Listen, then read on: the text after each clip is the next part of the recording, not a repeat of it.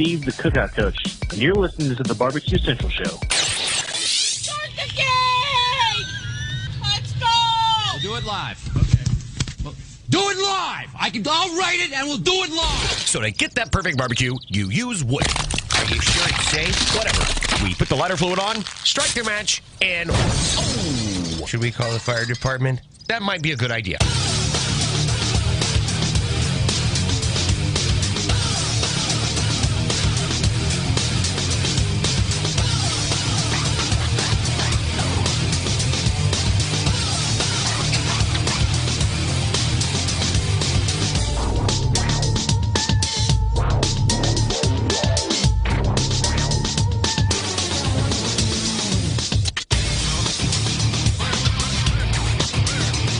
Good evening and welcome to the really big BBQ Central Show. This is the show that talks about all things important to the world of barbecue and grilling. The show originates from the Rock and Roll Hall of Fame city of Cleveland, Ohio, a.k.a. Bomb City, USA, and more importantly, the barbecue capital of the North Coast. I am your program host, Greg Rempe. Happy to have you aboard here on your Tuesday evening's live fire, fun, and frivolous show. If you want to jump in on the show tonight, here's how you do it. You can get in touch with the show by sending an email to Greg at BBQCentralShow.com or on the Twitter and Instagrams at BBQ Central Show. Anything else you want to find out about the show or anything that is corresponding to it can be found at the main website, which ironically is thebbqcentralshow.com. And here's what's happening in case you get the newsletter coming up in about 12 minutes from now. The longest running sponsor of the show, a championship pitmaster, points away from winning the Jack Daniel's World Championship a number of years ago. He's brought a number of great products to market here over the past number of years. And friend of mine, we welcome back finally Bob Trudnak to the show from the BBQ Guru. Looking forward to catching up with Bob. It's going to be a great conversation. Then at 35 past the hour, it is the fourth Tuesday of a month, and in the first hour, that can only mean a visit from none other than grizzled veteran of the barbecue journalist world, Derrick Riches. Notwithstanding that, in the second hour, because it is the fourth Tuesday, and in the second hour, you know what that means? At least 2 and potentially a full panel of 3 embedded correspondents will be joining the show. And we have plenty to talk about with all of these folks. So don't think for one second that this is going to be some kind of cockamamie mail-it-in show. No, nothing like that. As I try and buy time to send Derrick his link, because I don't know if I sent it to him or not. That's the wrong link. I don't want to send that link. I want to send this link to Derrick. There we go. And then we can have a visit with Derrick a little bit later on here in the first hour. So that's how it lines up. Bob Trudnak shortly, Derrick Riches after him, embedded correspondence taking the balance of the second hour. We're looking forward to that. Don't forget, you can follow me socially. Instagram, Twitter, TikTok, at BBQ Central Show. Snapchat, at BBQ Central. For a live video feed of the show, you can go to the following websites, Facebook and Twitch/BBQ Central Show. You can also find one over at YouTube/RD Rempe. You can also get an ad-free podcast feed of the show. If you're not a live taker-inner, you can go to 2 different places to try that out. You can become a patron over at the show Patreon page, which is patreon.com/BBQ Central Show. Or if you subscribe through Apple Podcasts, you can do it directly within that app if you feel the need. If not, don't worry about it. Just do it as normal. By the way, if you pay attention in the Apple Podcast feed, even if you didn't subscribe to the ad-free, on accident in the second hour for a while on Thursday, you got a free look of what it's like to have an ad-free show. My mistake, yo, brother. So if you ever wondered if you were one of those lucky few. As I was listening to the show back on Apple Podcast, I was like, uh-oh. So at some point later, last Thursday, I was able to fix it and update the feed. You won't get that experience now, but if you get it in the morning, first thing Thursday, you got a sneak peek, an unrealized sneak peek. So there you go. Before we get to listener feedback from past shows, let me thank the folks over at a podcast called Real Food, Real People. I was a guest of theirs last night, and while I am a great guest, it's not something that typically happens where I'm a guest on somebody else's show, which is a shame, but I was very happy to have been asked to go on their show. We talked a bit about the history of BBQ Central. We talked about different styles of cookers and wood types and much more. I'm not sure exactly when the show will be released because they have post-production to do and all this sort because it is a traditional podcast, but I'll post a link on social when it does. I'm also reaching out to them to see once the show is finished if they might send me a copy, and I would post it in my show feed as well as a bonus episode of sorts, so stay tuned for that. Also, want to mention this. I don't know if she's watching, praying to the Lord and baby Jesus that she is, but we delivered kid number 2 to college at Kent State University this past weekend. Oh, my Lord. There was a moment in time when I was like, will they ever get out of the house? And now they are fleeing out of the house. Blink once, and they're gone. So she's only a couple days in. If you have any kids or cousins or you know anybody that goes to Kent and you're looking for a really cool kid to hang out with, drop me a line, and I'll put you in contact with a beauty, a smarty pants, quick as a wit. So we wish her good luck this year at Kent State University, the hallowed halls of Kent State, in beautiful Portage County, Ohio.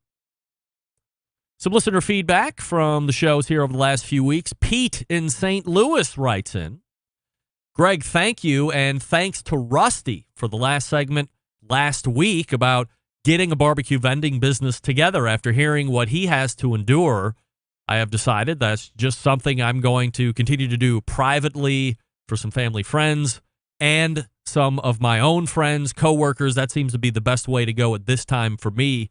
Rusty's info was eye-opening, to say the least. I look forward to hearing his progress over the rest of the year. Thank you, Greg, and thank you, Rusty. Regards, Pete.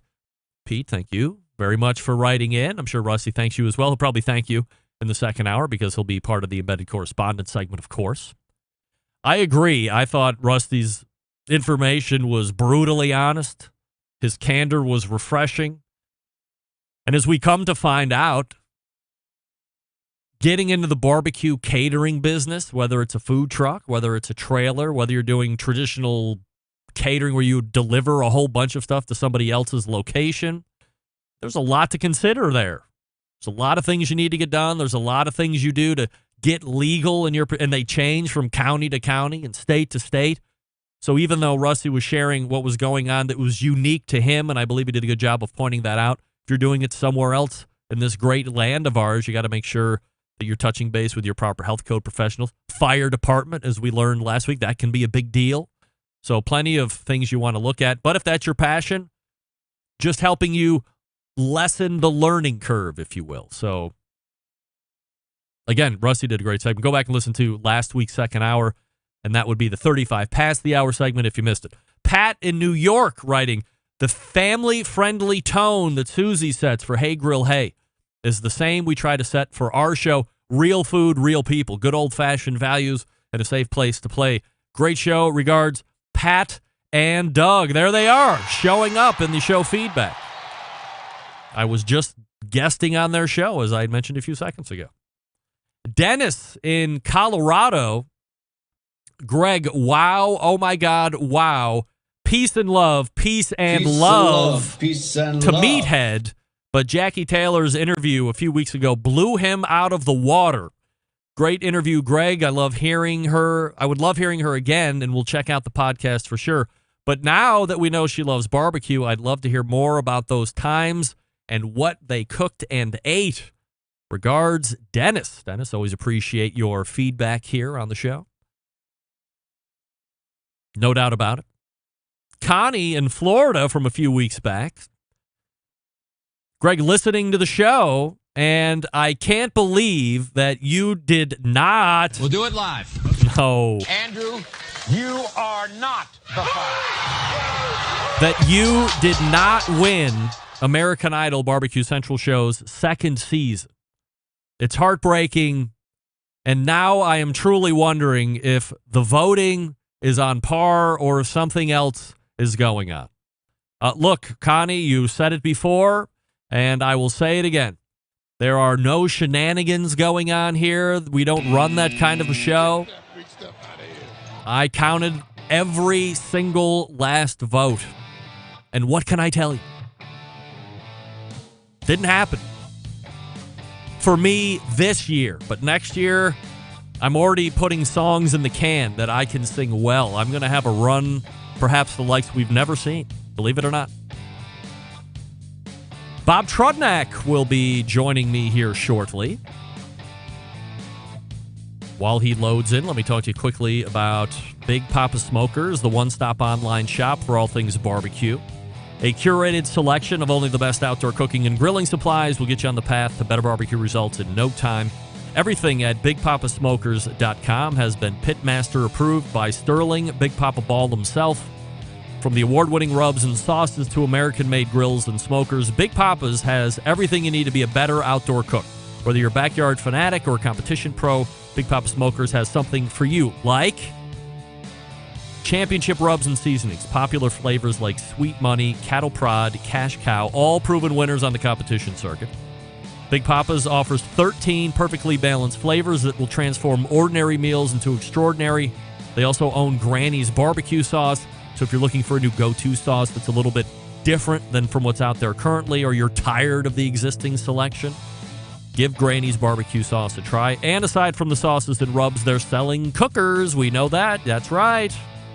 You're looking for a versatile smoker that's easy to use? Check out that Mac 2-Star General Pellet Cooker. Not a fan of pellet smokers? Dandy. Check out that Old Hickory Ace BP, the only charcoal smoker that Big Papa trusts on his competition trailer. If you're a backyard barbecue enthusiast looking for a durable and versatile grill, then call them and pick their brains and see which ones they would recommend. It's a toll-free call, 877-828-0727. That's 877-828-0727, or shop their website at bigpapasmokers.com. That's BIGPOPPA smokers.com. All right, we'll search for Bob Trudnak from the BBQ Guru. And we'll be back right after this. Stick around. You're listening to the #1 most downloaded barbecue and grilling podcast anywhere. The BBQ Central Show.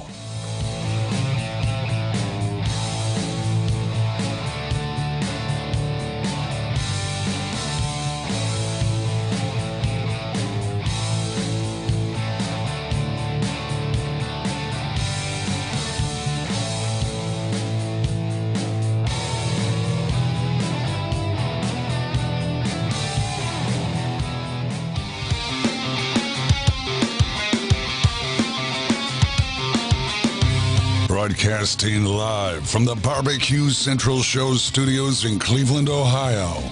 You're listening to the BBQ Central Show. Once again, here's your host, Greg Rempe.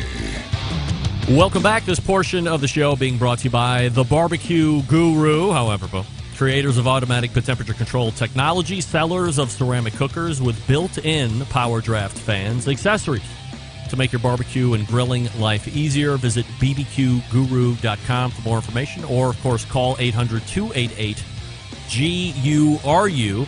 The BBQ Guru continuing to be a breakthrough in barbecue technology.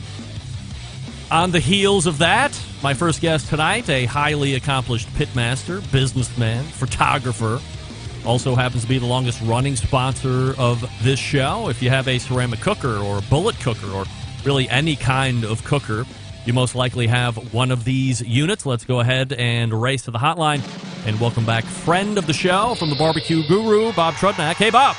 Hey, what's going on, Greg? How are you? I'm very excited to have you back, Bob. Lots to catch up with. So let's start with some BBQ Guru business stuff first. As we all know, last year and coming into this year, was a learning experience for many of us, both personally and professionally. From a business standpoint and I guess a cooking standpoint, how did the BBQ Guru fare through those initial times last year? And how do you overcome those challenges that we really never faced before? Yeah. I mean, it was tough for everybody. And it was a struggle for us. There were things that we had to do, changes we had to make to get through 2020. It was very difficult. But, we have a good management team. We have a great group of people working for us. And, it's amazing how we all pulled together and made this happen, made the adjustments that needed to happen, got product out the door when we could get product out the door. It was just, a lot of brainstorming, a lot of, how do we make the changes we need to make to stay successful? But we did it, so we got through it, and things are looking good, and we're heading up. As I talk to some of the other captains of industry here in the live fire industry, and whether that's folks in your particular part of the industry, like the tech and that kind of stuff, or even the food folks, to a person, they've said, what we've realized is this: even as we come out into whatever normal is going to look like, we're going to have to operate with some type of either pandemic contingency plan to fall back on, or we're just going to operate in some form or fashion in a pandemic environment. So I'm wondering how that looks for you guys as things start to normalize. Yeah. Well, I mean, we have, given our employees the option to, come in to work in the offices or work from home. We've adjusted workplaces. We have, listened to our employees and, gotten feedback from them on how to make adjustments to help them through it. There's just been a lot of challenges with components and parts and timelines and things like that. So, we're just getting through it the best we can. We're listening to our people. We're listening to our customers, and, just making the adjustments that we need to make to get through. But overall, it's been a very good transition, and, things are good. Okay. They're pretty good. What is inventory like for you guys at this point? I mean, I'm sure you're familiar. During the day, I'm selling Peterbilt trucks, and it is just an absolute nightmare to get trucks off the line. It's not a problem finding work, believe it or not. If we could build trucks completely, we could possibly build 300 Class 8 trucks a day, if you can believe it or not, with all shifts running 7 days a week. But we can't get anything to finish the trucks. So I'm wondering how that affects you as well. Well, there's no secret that components right now it's bad are an issue, right? So things that you would normally get in 6 to 8 weeks, you're getting in 32 weeks, 34 weeks. So we're just trying to get through that. Components that were 25 cents are now $7.25. It's a struggle. But we, did our best to think ahead. And we're doing what we can to get product out. There's been some delays. We apologize for that, but overall, I think we're coming through this in pretty good condition. Considering the component issues, we have people that want to work. We have a great team of people that are jumping in to do what they need to do, outside of their job description whenever needed. So it's been a huge help for us. Bob Trudnak joining me here on the show. BBQGuru.com is the website, of course. Anything new from a Guru standpoint we should be keeping our eye peeled for in Q4? Not really. I mean, we're just trying to keep the product that we have on the shelf, get it out to customers, and then we'll focus 2022 on some new and exciting things. Bob, one of my favorite non-barbecue foods, which has never actually been more popular when it comes to grills right now, is pizza. I love any and all kinds of pizza. You can put pineapple on my pizza. The only thing I don't really want on my pizza is onions. I've never been an onion guy. Not raw onions, not really caramelized onions. I just really hate onions altogether. Outside of that, I'm a big pizza lover. I follow you on social, and I see that you might be quite a pizza fan as well, correct? Huge pizza fan. It's one of my favorite things to cook beside barbecue is pizza. And I love eating it as well. So I grew up in an Italian family. You know, my grandmother was always making homemade pastas, homemade meatballs, her own, spaghetti sauce, homemade pizza. That was, we never went out for pizza when I was little. But I also came from an area that had a very interesting pizza history. Old Forge, Pennsylvania, which is outside of Scranton. They claim to be the pizza capital of the world, which is really, they do. If you watch Barstool Sports and that whole thing, he does a lot of reviews in that area. But we grew up on great pizza regardless, homemade and locally. And it's always been a big part in, for me and my family and for me and my kids and my wife to make homemade pizzas. We do Friday night pizzas. And it's sometimes we make the dough, sometimes we buy it, sometimes we use like naan bread. We'll do a variety of things, but I always like to make my own sauce. I always like to season it, the way I like to season it, find interesting toppings, things like that. And, my mother and my grandmother kind of instilled, the homemade part of things. And it was just so exciting. When I came to, I guess it's been about a year and a half since I've really wanted to come out with a pizza seasoning. And I didn't know anybody else was doing it. I did a little research. There was a couple of things on in the store shelves, but you go into a pizza place and you see the oregano and you see the pepper and the salt and the garlic and the onion powder and the red pepper flake, and you're like, okay, I'll be 10 minutes. My pizza's gonna be cold by the time I put everything on it. So I'm like, how can I incorporate this into one seasoning and then add some of my own flavors, my own herbs, some unique things, to give it all in one shaker. Shake it on, whether you're making the pizza and shaking it on as you're making it, or you're about to take a slice off and you're putting it on as a finishing seasoning. Either way.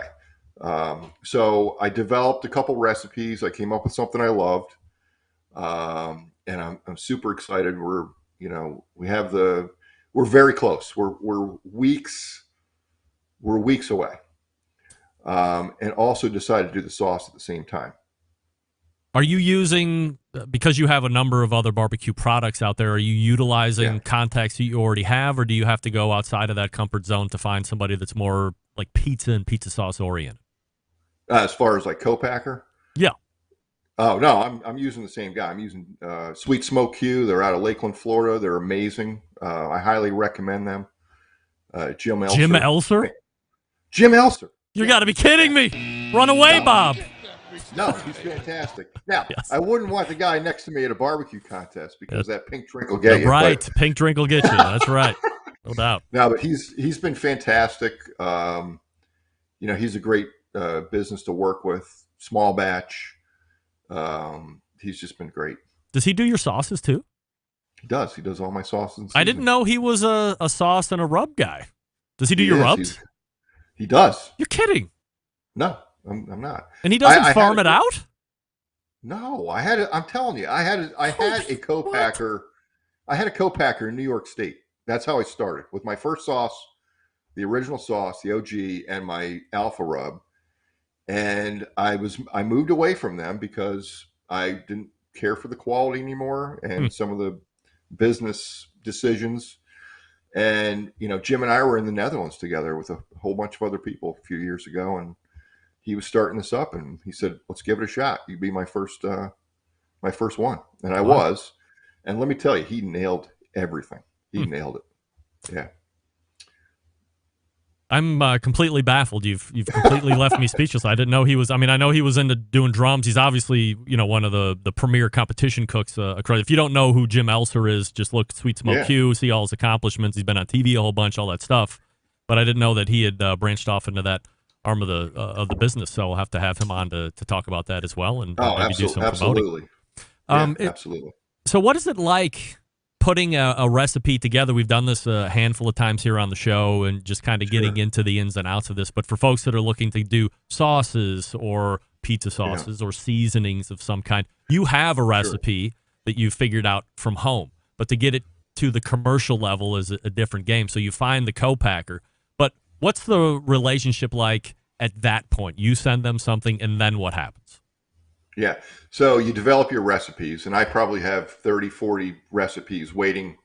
If my wife doesn't kill me first, I'll get them out. But so you have your recipe, you sign a non-disclosure, right, with your co-packer that you choose, and you send your recipe. What you want to do is you want to send you can send weights or measurements or both. It's better to have both, weights and measurements, of each individual seasoning and the brand. And if you're using granulated garlic as opposed to garlic powder, if you're using coarse black pepper as opposed to fine, you want to detail that out. Then you get it to your co-packer. The co-packer will take that. He'll get your ingredients together, and then they'll make you a sample, or they'll make you 2, or they'll make you 3 samples, and they'll vary it just slightly. And then they send you samples back. So now it's your job to decide, okay, is this sample what my original sample was? And you do your taste test, you do it yourself, you involve your friends, your family, whoever, and then you make a decision. Yes, if you have 3 samples, then sample 2 is the one we're going with. Sometimes it takes 1 or 2 tweaks, sometimes it takes 5 tweaks. It's just a matter of getting it right. I've been fortunate enough to 1 or 2 tweaks and we're good. So once that's accomplished, or while that's being accomplished, you want to have your label done. So you need a label company, label designer, and you want to have a vision. You don't want to go in with no vision at all. You want to have some type of vision. You want to have a name. You want to have a brand. Some kind of branding in your mind, and then work with the designer and get that label made. So that by the time that you are on the line and they're making your sauce or your seasoning, that label is being done and it gets shipped to the bottling house so that the label could be put on when they're manufacturing the sauce or seasoning. And then it's just a matter of placing your order and going. I would assume, as you had kind of mentioned, there are different requirements with different companies as far as, let's call them minimums. Yes. Absolutely. So, some bottling houses are going to say you need a, 500 case minimum. And some places are going to say, okay, well, if you have, 5 flavors, we could do a 30 case minimum. Or they're going to say, at 30 cases, this price, at 300 cases, this price. Obviously the higher quantity, the cheaper it is. So I've just found that, you want to work with someone who understands small batch, small business to get started, and then, work your way up.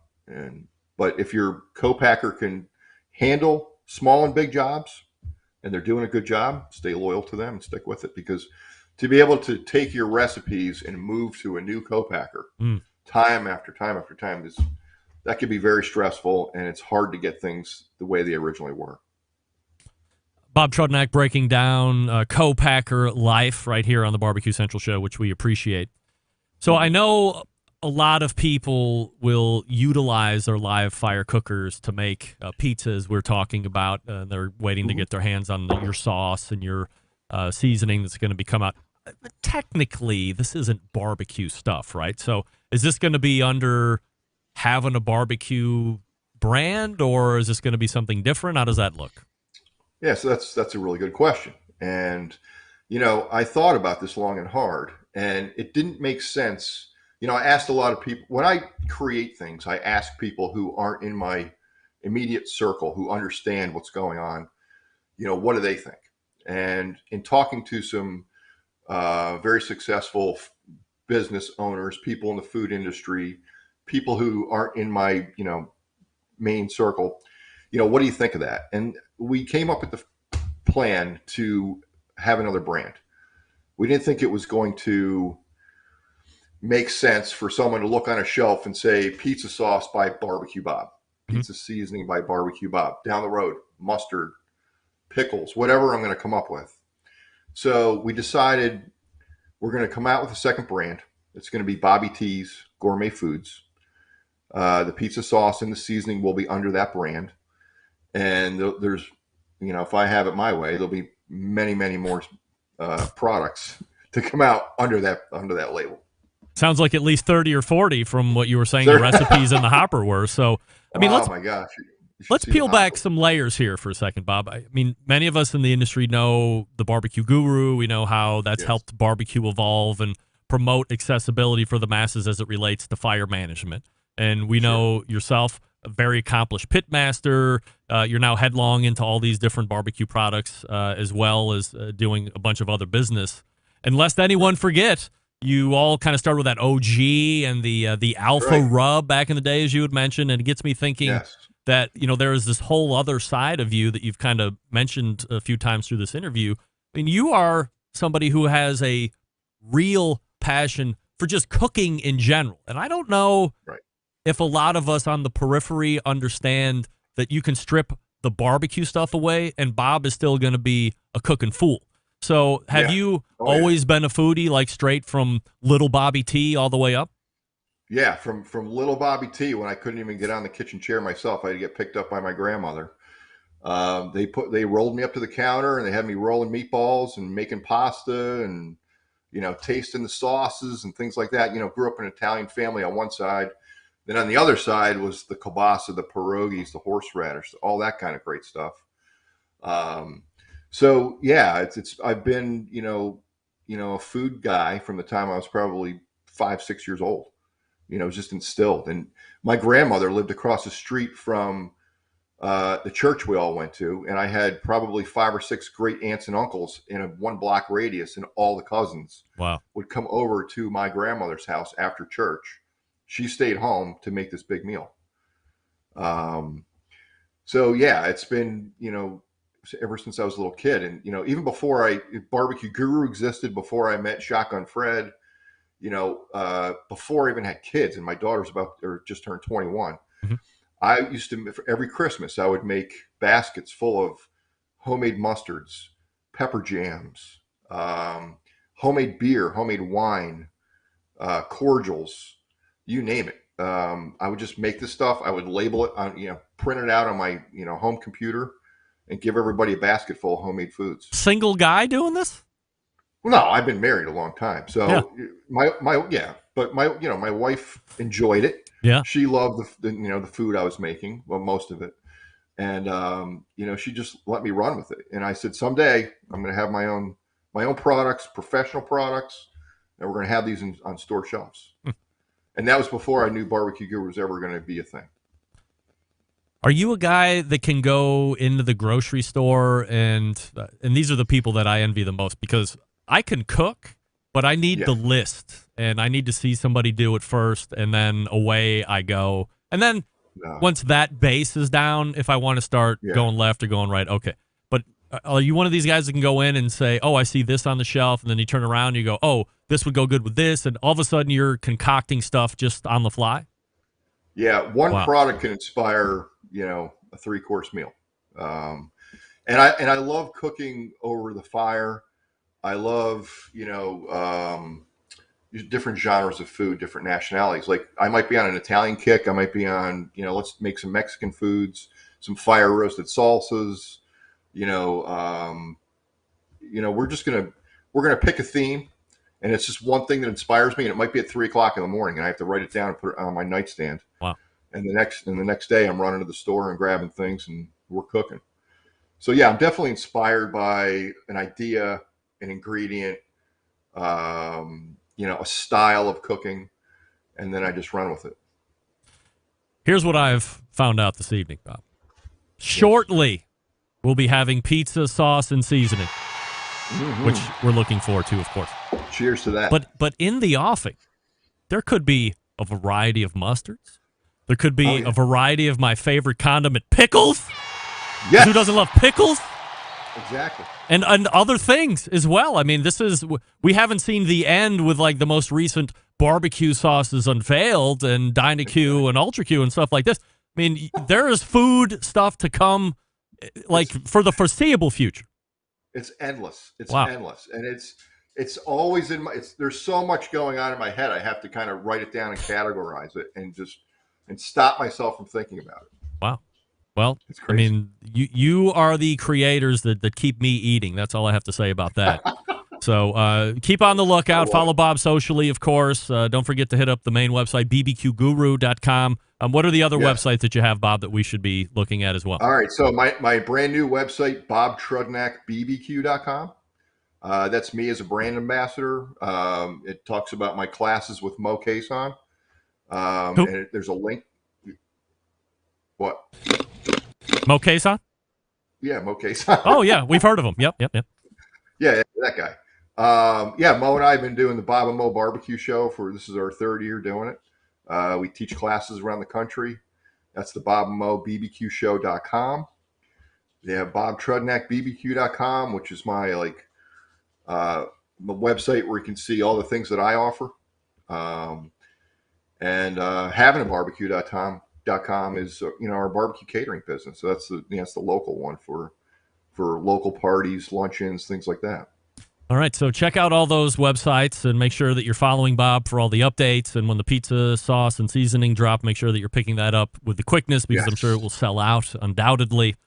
Bob, before I let you go, I want to say that, aside from my wife and my kids, I think we have like the second, third longest running relationship of my life is with you, believe it or not. It's unbelievable. 2006, Absolutely. I think we started as you started sponsoring the BBQ Central Show podcast 2 years before it even went to a live show. And then since 2008, here we are having done live shows all this way through. And you've been with me every step of the way. And it is a relationship that I value amongst or above all others. And I certainly appreciate almost the blind faith that you had in something called podcasting all the way back in 2006 when nobody else was doing it. So I truly appreciate it and value this business relationship and friendship probably more than I can conveniently say to everybody that's listening. Thank you. I appreciate it. I appreciate you. If you were here, I'd give you a big old hug, but you're not. So, well, we'll do that soon, maybe. Yeah, sounds good. All right, Bob. Always appreciate the time. All right. Thank you very much, Greg. Have a great day. There he is, Bob Trudnak, right there. Pizza sauce and pizza seasoning. Yes. Come on. Who's excited for that? I am. There's nothing more exciting than firing up the pellet cooker, doing pizza night, or, whatever you cook your pizzas on. It doesn't have to be pellet cookers. I'm going to talk to you about a pellet cooker right now, though. That's right. Pits and Spits, also they do offsets. We know them. They were originally offset cookers. They've got into pellet cookers as well recently. They set themselves apart by using only the finest materials. 7 and 10 gauge stainless on every cooker. Roll top lids, 304 stainless roll top lids, by the way. Why does it matter? Well, by using quality materials, they give you smokers that can reach and maintain temperatures, allowing you to worry more about the meat than the heat. By providing a fully welded smoker, you don't have to worry about grease or smoke leaking out of the barrel or about the grill rattling apart as you move it through the backyard. And by using 304 stainless, you're getting an heirloom quality product that you can hand out to the kids if you want, or just take it with you. Where some companies are focusing on low cost, Pits and Spits focuses on craftsmanship and using quality materials. There are definitely cheaper ways to make these, but they don't like the cheap way around. Having in-house manufacturing gives them complete control over the design and standards. Not something you find with products that are brought in from overseas. Their steel suppliers give you materials to be used in some of the harshest environments around, so they're going to perform anywhere. And their controllers are made right here in the States. They have unimpeded transparency into the programming. Pits and Spits sold through a dealer network. If there isn't one near you, call Coy in the shop. Tell them I told you to call 844-650-6250. Whether you're a backyard grill master or a competition team, Pits and Spits is a product for you. You can check them out at pitsandspits.com, all spelled out, or you can see their Pits in the Wild across social media with their handle at Pits and Spits, all spelled out again. Derrick Riches in the green room. He's ready to go. Stick around. We'll be right back.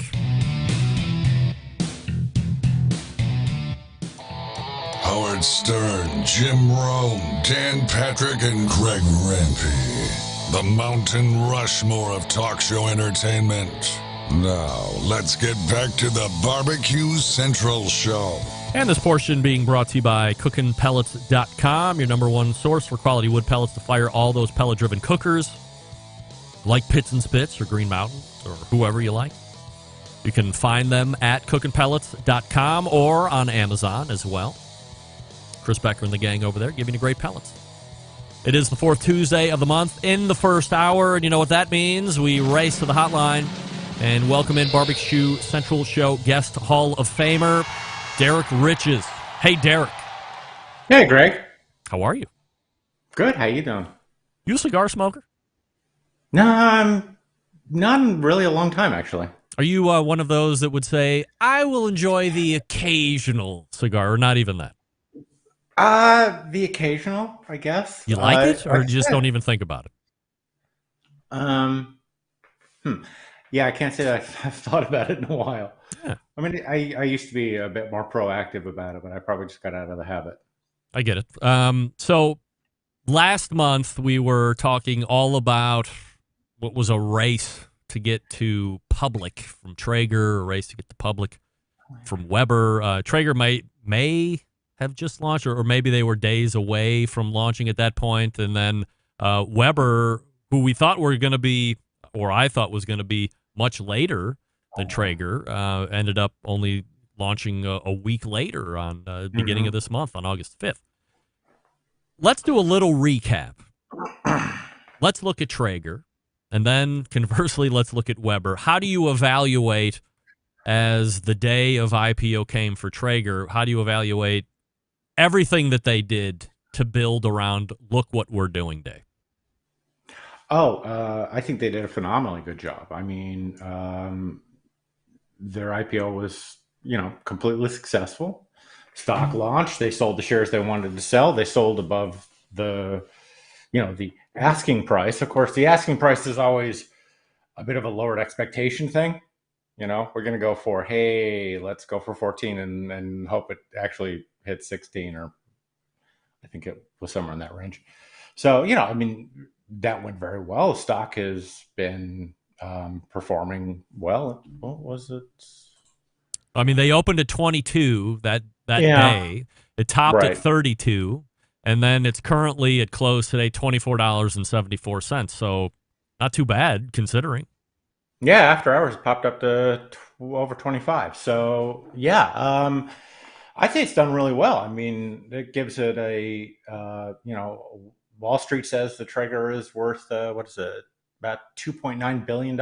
So I think they have to be very happy with it. And I had said, though, that the Traeger is kind of a sexier stock.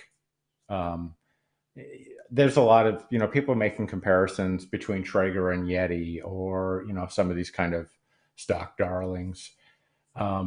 So I'm not surprised by the performance. They've done their job really well. So, they're looking strong. Is a lot of this due to the leader having done a masterful job with Skull Candy? I think you had said last month, had it not been for Beats by Dre, Skull Candy would have been number one in headphones. And then Jeremy gets over into Traeger and maybe uses his expertise to help position Traeger a little bit more expertly than maybe somebody else would have in order to get them to where they're at today. Well, I mean, certainly what Jeremy's done with Traeger is pretty phenomenal. Sure. I mean, I'm trying to remember the number. What did Joe Traeger sell it for? $14 million. Sorry. A lot of millions. Yeah, it wasn't much. Not compared to $2.9 billion. Correct. No doubt about it. Yes. Yeah. So, it's got to be rough waking up realizing that the company you founded is worth 2,000 times, or, 2,000% what you sold it for. But, I mean, isn't that part of making a deal? Like, if you're Joe Traeger and somebody comes to you and says, hey, we're going to give you 10 or 14 or 15 million or whatever that number is, at that point where you decide it's go time, you can never look into the future and say, man, if these guys really take it up and get to 2.9 billion, I'm going to look like a fool for selling it at 14. You make your bed, you sleep in it, and you're happy with the deal, right? Yeah, I mean, obviously, you kind of have to. Yeah. And it's not like it hasn't, it turned around overnight. That was a decade ago. So, yes. Or more than. But yeah, I mean, I think that they've got to be really happy with the situation. And, certainly all the, financial writers are all talking it up. And,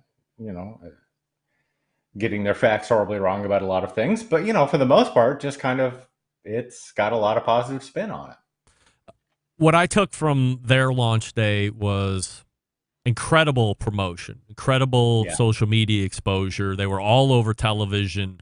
They somehow got that huge banner above the pulpit or the bell ringing station or whatever the proper financial term is for that, which I don't recall seeing any other company like that getting onto the market have such a big spread behind them. Not to mention the one that was outside on Wall Street as well.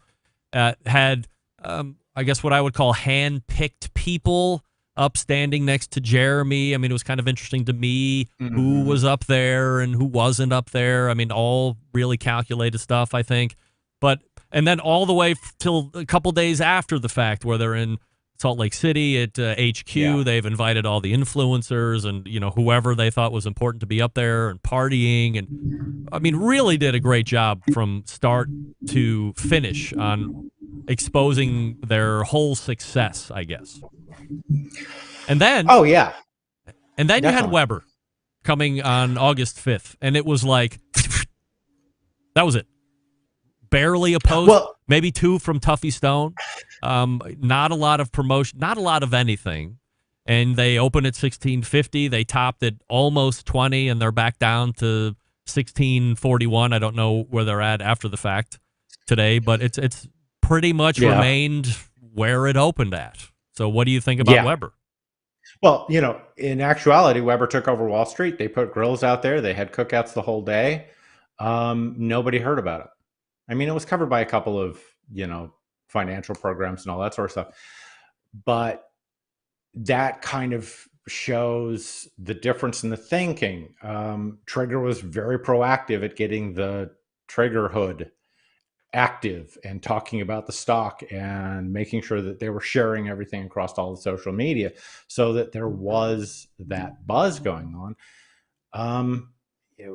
Weber, for all of its desire to kind of have that same sort of influencer network, has just never managed to kind of get it together. So their IPO did not go well. They were going to sell about 50 million shares. They cut it back to 20 million. They cut the price down. So they raised a fraction of what they had hoped for. And it's weird to think that this might be a misstep. They're owned by one of the biggest private equity firms in the world, and they have a legacy that connects them into some of the, Warren Buffett and to, this sort of people. Iconic, yeah. I think, it's also the most recognized brand on the planet. I think it's just a clear indication that this was rushed as fast as they could go. That when they found out that Traeger was going public, they had to be right there. They got the lawyers out there, they got them filing paperwork, they got everything going, and they wanted to try. And I think what they'd hoped for was to beat Traeger to the punch. And they ended up playing second fiddle. And, their IPO happens a week after Traeger's. And, if you're doing a comparison on the first day performance and, on how that IPO went, Weber looks just sad. Yeah. It's just, if you're not first, you're last. Yeah. And this is like seriously last. Yeah. This isn't saying it's last in a 2-legged race, 2-man race. This is just down there. And it's kind of weird for, a company like Weber who has such global influence. So the more you're talking about this, I can't help but think that this comparison just ran through my mind. You have, as you said, what looks like Weber trying to race to get to what. There's really no if they want to do it, there's no race. No. Only to get to be Traeger, I guess. But other than that, I mean, they're bigger. They have more name recognition, all this great stuff as you had just mentioned. So there's no reason for them to race. Why not take your time, do it right, get some experts around you to help generate more buzz, blah, blah, blah. Isn't this comparable to them waiting and waiting to get into the pellet cooker game and then produce that nightmare of smoke fire that came out where people were like, it just seems like Meathead has said time and time again, this product was rushed to market. It wasn't ready to come out of the box and be functional and reliable, and it's not what they build it to be through the months in advance of hyping it up. And I'm like, for as long as they took to get in, why race at this point? Make it a dead bang, stone cold, lead pipe lock, best pellet cooker / grill that it can be. And now, as you look at it in IPO, this almost feels like the smoke fire of IPOs. Yeah, no, and you're absolutely right. I mean, it's almost to the point of just making smoke fire a verb. This is a company. You remember the Weber Q, their portable grill? Yes, was 5 years in development before it ever hit market. And we know that they were talking about pellet grills, but smoke fire came off as we put this together over the weekend and hoped it would work. And now they've launched an IPO that came in, that sold 2/5 of the stock they intended to sell, generated a fraction of the revenue they wanted. And they literally just said, hey, Traeger, you're awesome. Everyone should invest in you. That's literally what they did. This is not, Weber has always been a weird company. They've always been very secretive. They've always been very slow to move on things. And that it's like they tried to shift gears in the 11th hour to become something they never were. And, I do think that they wanted, both these companies are riding the COVID bump. They're riding this huge explosion in sales that has happened because of the world, and they needed desperately to get out there before they had to start reporting earnings that stopped looking so good, before the COVID bust sets in. But yeah, Weber could have waited another month. They could have set it back a little bit. I think they just felt like the window was closing and they had to get out there, do everything they possibly could. Of course they're jumping up and down saying, hey, we did a great job, but we had to put through a year of what a great, incredible product smoke fire was and how it was virtually infallible from certain people. Before, Gen 2 was released, which solved some of the problems. Do you have a Gen 2 that you're playing around with? I've played with a Gen 2. I didn't want to waste space for possessing one. I have access to one, and I don't know. I think the fundamentally marginally better.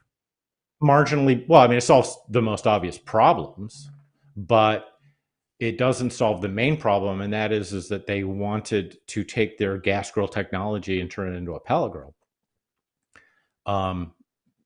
They should have known these are two completely different beasts. Gas grills and pellet grills are just not the same. They're not comparable in any way, and you can't treat them the same. But, we want flavorizer bars because we have a trademark on that name. And it's like, this is what happens when a company becomes so obsessed with its brand that they lose sight of what their product is. And, I hate to admit it. I've known Weber people for 20 some odd years. And I'm now finding myself, it's like, oh, you're looking for a mid-priced gas grill. Have you thought of Napoleon? Because you probably don't necessarily want a Genesis. It just doesn't have what they used to. It's not what it was. Weber is not the company it was. Derrick Riches joining me here on the show. DerrickRiches.com is his website. So I'm going to hold the other topic off until next month, which is if you're going to get into business through the internet, how Google and or Amazon or both of them could screw you in a moment's notice, and how you could guard against that. Or I think that's they will. Yeah, and that I think that's going to be a pretty interesting topic because I'm learning more and more about it here over the last handful of days from some pretty high up folks. Regaling me with their stories and dealings with them and what it's like to be on that side of it. But let me ask you one quick question before we go. Are you familiar with a product called Grill Eye? Yeah, I watched they did kind of an intro webcast sort of thing on it. And I watched it, and I'm not impressed. Can you relate it to something? Is it like a Fireboard, or is it like something like that? It's like a Fireboard Lite. And we've talked about this before, they are using the dual channel wireless temperature probes, which apparently you can get a Chinese factory to just make for you, even though that patent is now firmly under the Traeger brand. It's at no point in the process of this being introduced have the people behind it seem to know what they're talking about or what they're doing. I think that there's some ideas in there and they feel like they can jump in there and capitalize on it. But I mean, the competition is huge in this space, and there's a really fascinating technology. I mean, the Fireboard people, and I mean, they're obsessive. They're, crazy techno nerds who try to figure out how to do all sorts of insane things. And so, yeah, we're passing on. I'm passing on. I don't think it's going to get anywhere. Fair enough. I can tell you who's going to get somewhere. That's going to be Derrick Riches right here next month, of course, because he's our monthly correspondent here, the fourth Tuesday of the month in the first hour. Anything else you're working on that we're going to be covering next month, potentially? Any hot stories? Breaking news? Nothing's breaking yet. I've been kind of suspecting that some stuff was going to break, but it hasn't happened yet, so we'll just have to hold off. All right. Well, be sure to tune in next month. You'll be find Derrick joining me at the end of September, and we'll see what's happening then. And we will talk about Amazon and Google business and how that may or may not affect your back pockets very quickly. Derrick, always appreciate the time, my friend. Sure thing. Talk to you in a month. All right. There he is, Derrick Riches right there. DerrickRiches.com is his website, and if you're not checking there frequently, you're missing out on great stories, yes. And if you've never visited there before, get there quickly and see all the other stuff that he has written stories on, pieces on. It's great. Doug Scheiding writing it. David Ramsey commented on Traeger versus Weber this weekend. I love Dave Ramsey. He's great. Debt snowball. Baby steps. There's other things that he talks about that I can't remember off the top of my head, but I apply the debt snowball thing. That was a big help to me. Let's talk about Green Mountain Grills, some of the best pellet cookers out there on the market today. Two different lines to choose from, a choice line and a prime line. Choice line, save you some money. It doesn't have a lot of the bells and whistles, but it's a great cooker. It's a Daniel Boone size, and that's the name of it as well. Now, if you want to spend a couple extra $100, you want to get some lights inside of it, you want to get peek-in windows, you want internal meat probes, you want Wi-Fi connectivity, you want to be able to control the temperature on an app, then you want to get the Prime. A couple different sizes to choose from there. You have a Peak, which is the big one, and then the Ledge, which is the middle. The Davy Crockett used to be Davy Crockett, is now the Trek. That's the portable one. All 12-volt technology, so if you have a 12-volt outlet somewhere in your house, in your car, motorcycle, inverter, whatever, you can hook it up to that, and you're powered, and away you go with wood-fired goodness and flavor. Green Mountain Grills are also sold through a dealer network, so go to the website, find a dealer near you, visit the dealer, get educated, look at all the different models that they have to choose from, pick the one that is right and best for you, and then take it home knowing that you're armed with all the great information to be successful right from the first cook. If you get the big one or the middle one, get the pizza oven insert so you can have great pizza. You can buy barbecue Bob Trudnak's pizza sauce and seasoning when it comes out here in a few weeks. You can have a pizza party. They have one every Friday, he said, at his home in Pennsylvania. So why not start that tradition at your home with barbecue Bob's pizza seasoning and sauce, and then you can also use the pizza oven insert on the Green Mountain Grill and have pizza party every week. Why not? Fun and exciting. Go to greenmountaingrill.com. They have rubs and sauces and pellets and other accessories to complete the Green Mountain Grill experience. That's greenmountaingrills.com, greenmountaingrills.com. We're back to wrap the first hour right after this. Stick around. We'll be right back.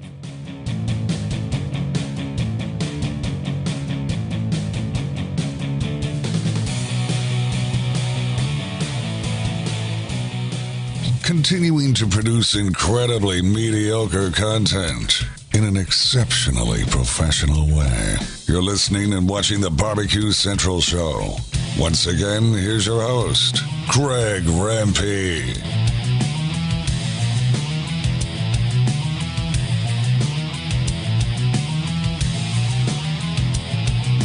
All right, welcome back. This portion being brought to you by Fireboard, the aforementioned Fireboard. This segment is brought to you by them. Fireboard 2, Fireboard 2 Drive, Fireboard 2 Pro. Monitor up to 6 different temperatures simultaneously. Connect to Wi-Fi for cloud-based monitoring or connect via Bluetooth.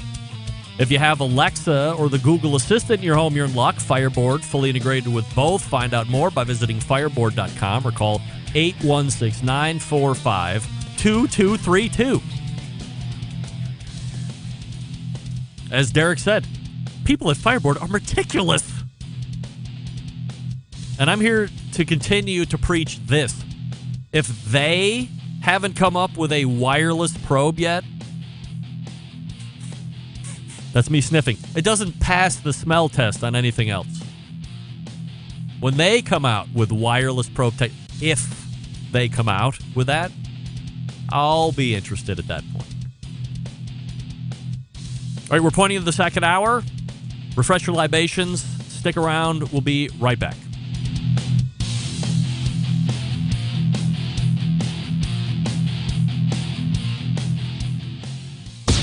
This is Doug Scheiding, the Rogue Cookers, Texas embedded correspondent. You're listening to the BBQ Central Show.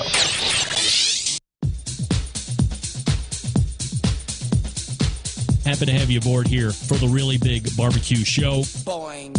We cook because we have to, and we grill because we want to. Hit me!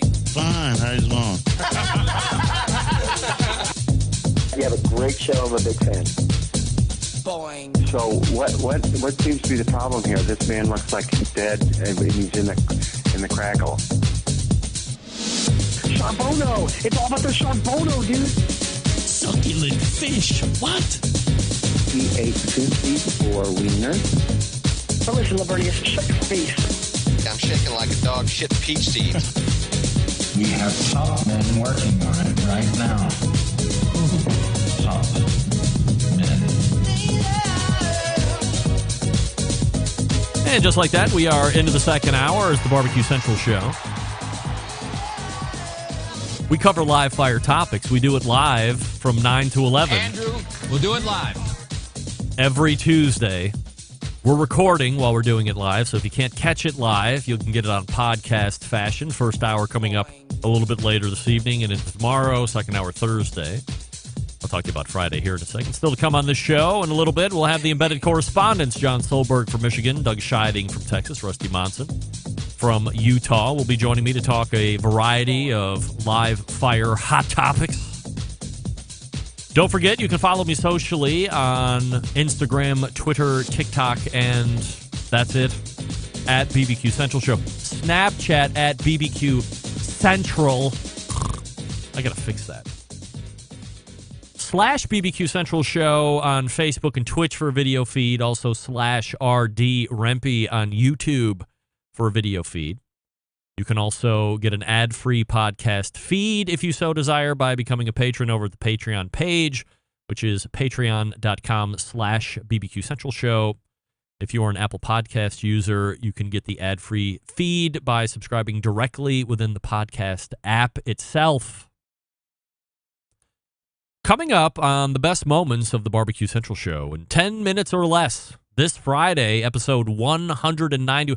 Folks, if you can believe it, I don't know how good your math skills are, but in 9 weeks, we will be debuting episode 200. 200.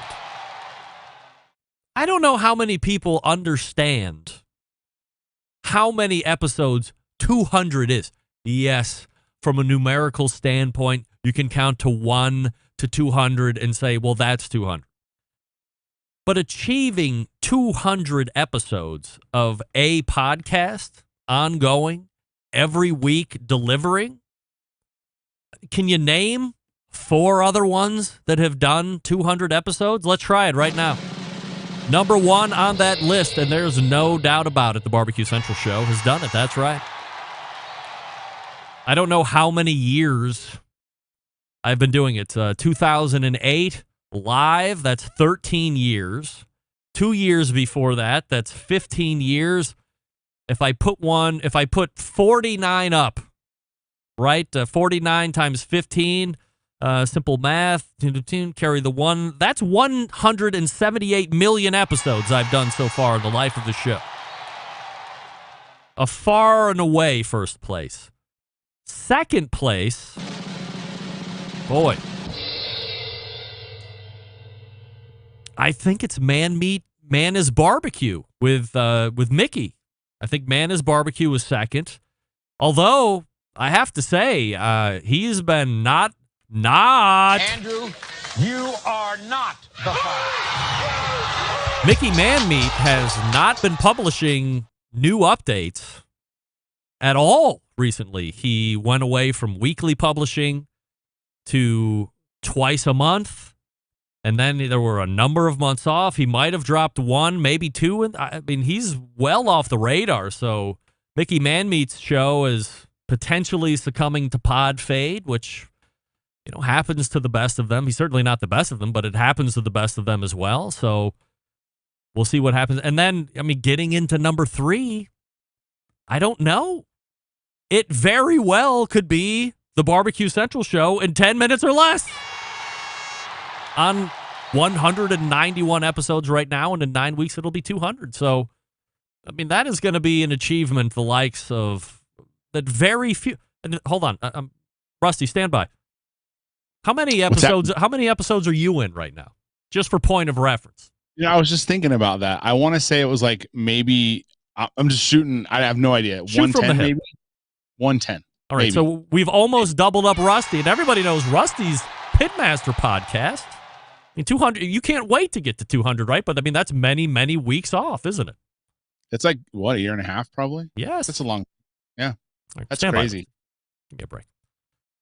Just to put it into context, Rusty's got a year and a half to get to 200 episodes. So that is, John. Look at you. Good for you, John. Dealing with weather, by the way. So I don't know if his power's up or not. We might not see John this evening, but that's what you get when you live in the state up north and those storms rolling. Anyway, long way to go to say that episode 191 will be coming up this Friday on the Best Moments show. We'll be bringing you back to August 24th, 2010, 11 years ago. It's 11 years ago to the day today. It'll be a couple of days after that when we get to Friday. Barbecue fan favorite, not just show favorite, show guest favorite, but barbecue favorite, still to this day, and he would probably be the first to admit, not nearly as active as he was in his golden years. Rod Gray from Pellet Envy is featured on this episode, and we talked in depth in this show about Wagyu briskets and where we were in that era, if you can believe it. I know, hold on to your hats, ladies and gentlemen.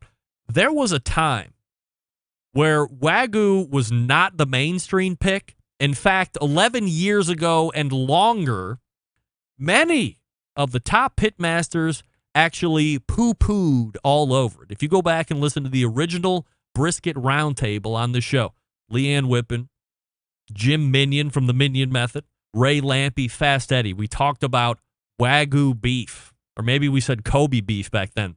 We didn't really know too much about it. The only one using it out of that star-studded panel was Jim Minion, and that was like on really high-end catering jobs that he was doing.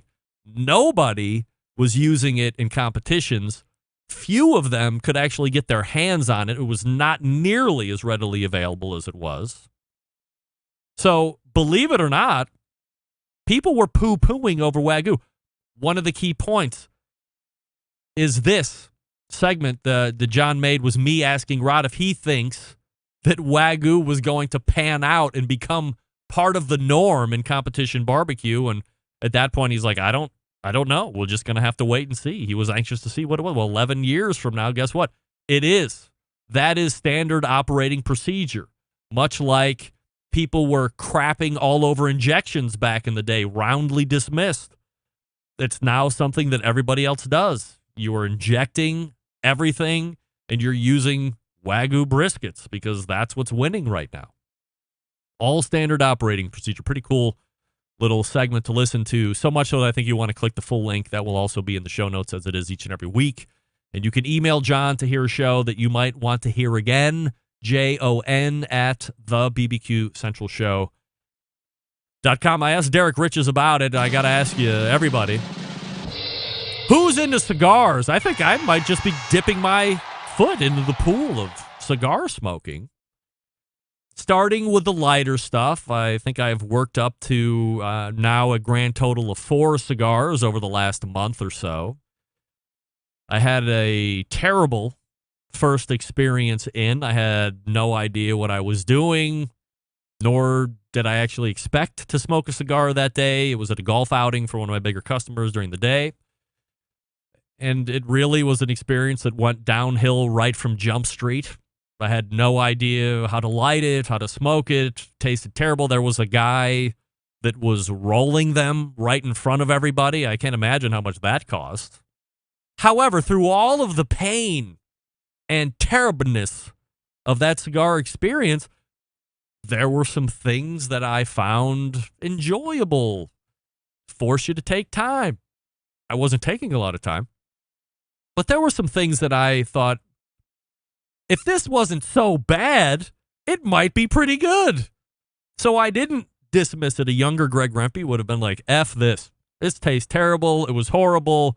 Bad experience. Never doing that again. And away we go. But I thought, if this didn't suck so bad, it might be better. So what does everybody do now? I went right to YouTube and started searching how to smoke a cigar, how to light a cigar, how to pick out a cigar, different types of cigars. Oh, guess what, ladies and gentlemen? You're looking at a new cigar expert right here. I can tell you everything you need to know about it. So I found myself a cigar monger, retailer, whatever, purveyor. They have a really big thing where the cigars are in. It's called a humidor. Keeps them moist. And we started picking out lighter wrapper cigars. There's varying sizes. And they taught me how to cut them properly and how to light them properly. And well, little did I realize I had no fighting chance in the beginning. I burned the shit out of the top of the wrapper, and I hotboxed that bitch. I ashed it the wrong way, smoked it all the way back till there was like heat coming in on the final draws. I should have threw it away well before then. Cigars should be smoked in thirds and not the last third. I'm a wealth of information at this point. However, I'm happy to say that I am anxiously awaiting your direction. What I should be smoking, what I should be looking at, sizes, lighter I'm open. I'm open to any and all recommendations as long as you have some kind of knowledge base behind your recommendations. I'm willing. Email me. I want to hear all about it. Greg at the BBQ Central Show.com. Cigar smoking. Who would have thought? I had a whole different take I was going to do on that, but I got off track. Big surprise. Let me talk to you quickly about Primo Grills before we get to the embedded correspondence. What do we love about ceramic cookers? We love that they're fuel efficient. We love that you can get low and slow temperatures and correspondingly very high temperatures in the same cooker. But what's missing from the everyday lineup of ceramic cookers? The real ability to do true two-zone cooking. Two-zone cooking, very important to both professionals and backyard cooks alike. It's the best way to manage a fire and cook with confidence. However, getting a two-zone fire in a round ceramic cooker, not very realistic. Why? Because it's a round. Entering Primo Grills and their game-changing oval design, the shape gives you the ability to execute that two-zone setup you desire. It also gives you the other ceramic grill benefits as well. Really, when you break it down, there's more than 60 different configurations for the Primo cooker, so you're only limited by your culinary imagination. We all love that lift hinge advancement that's been made to the top of the grill, a nice 8-pound lift, which is really light. They've also revamped the top and bottom air dampers, but You're wanting more and more and more, and I get that. Primo has you covered. The most anticipated accessory today is out, and you can get it right now, the Primo Grill Rotisserie.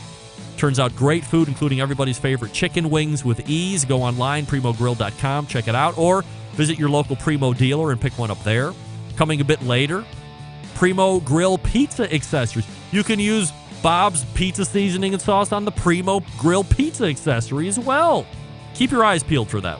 Here's the bottom line. Best ceramics in the biz, yes. Patented technology, of course. True two-zone cooking capabilities, yeah. When you consider it, you should only be getting the Primo. I mean, the size says it all. The shape says it all. PrimoGrill.com. That's the place to go. Follow them on social. We're back with the embedded correspondent. Stick around. You're listening to the #1 most downloaded barbecue and grilling podcast anywhere. The BBQ Central Show.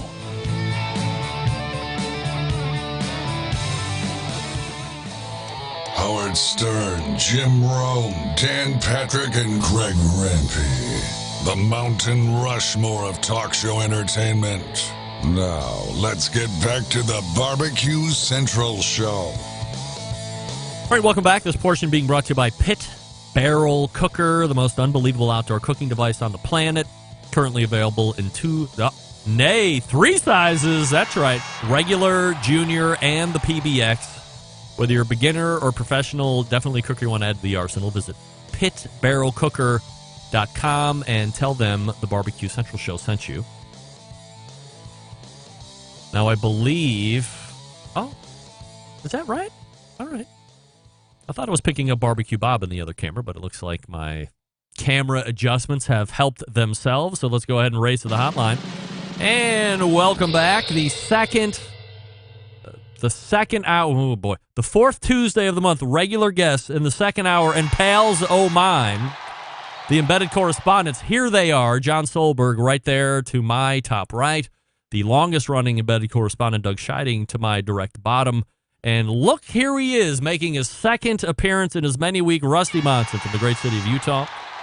Appreciate you guys joining me as always. John, are we going to lose you potentially, or have the storms rolled through and you are loud and proud and wall to wall?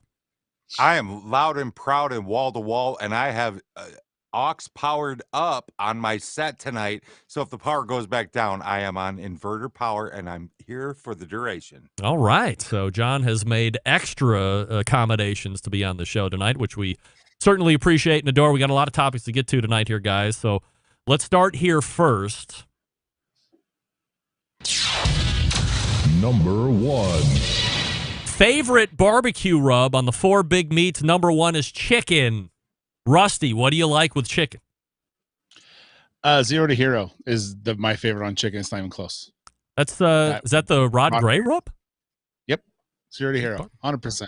What are the chances? We were just talking about Rod Gray as we were promoting the best moments of show, and Rusty Monson saying 0 to hero is the one. That's the Eat More Barbecue. Is it Eat Barbecue or Eat More Barbecue?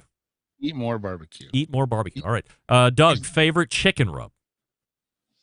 Have to go what helped win the Houston Rodeo, Harry Sue Jailbird Chicken. Really? All right. John, best chicken rub? Cavender's. I'm going Cavender's Greek all day long in the backyard, every single day. For me, I'm a huge, I don't think it's any surprise that one of the benefits of having the show for so long is everybody who's had a rub has sent me their stuff. I've tasted everybody's rub. And what it boils down to is this. There's a sponsor of my show who makes incredibly good rubs. That happens to be Sterling Ball of Big Papa Smokers.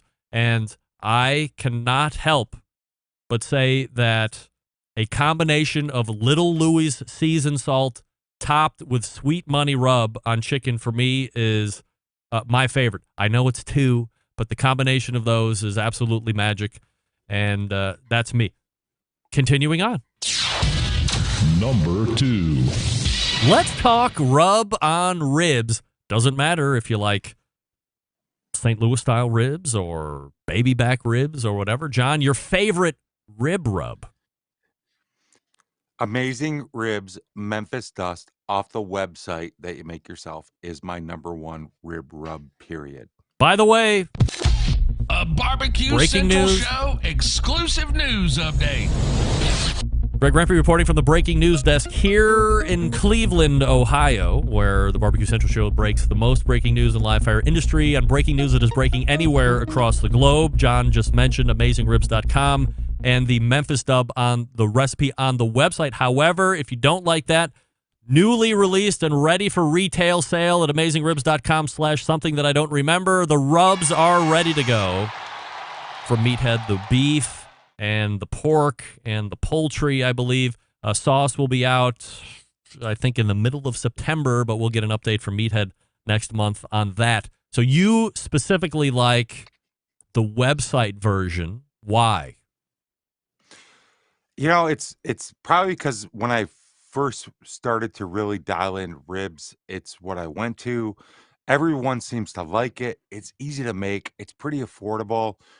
I've learned to control it. I think it's got everything I need, and I can just make up a batch. And there's a container up in my pantry right now of it. I mean, I make a big batch.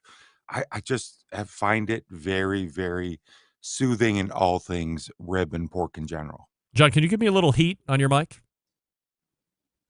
I certainly can, and I'm going to walk that up now, a 1 o'clock position. All right, leave it right there. Sounds good.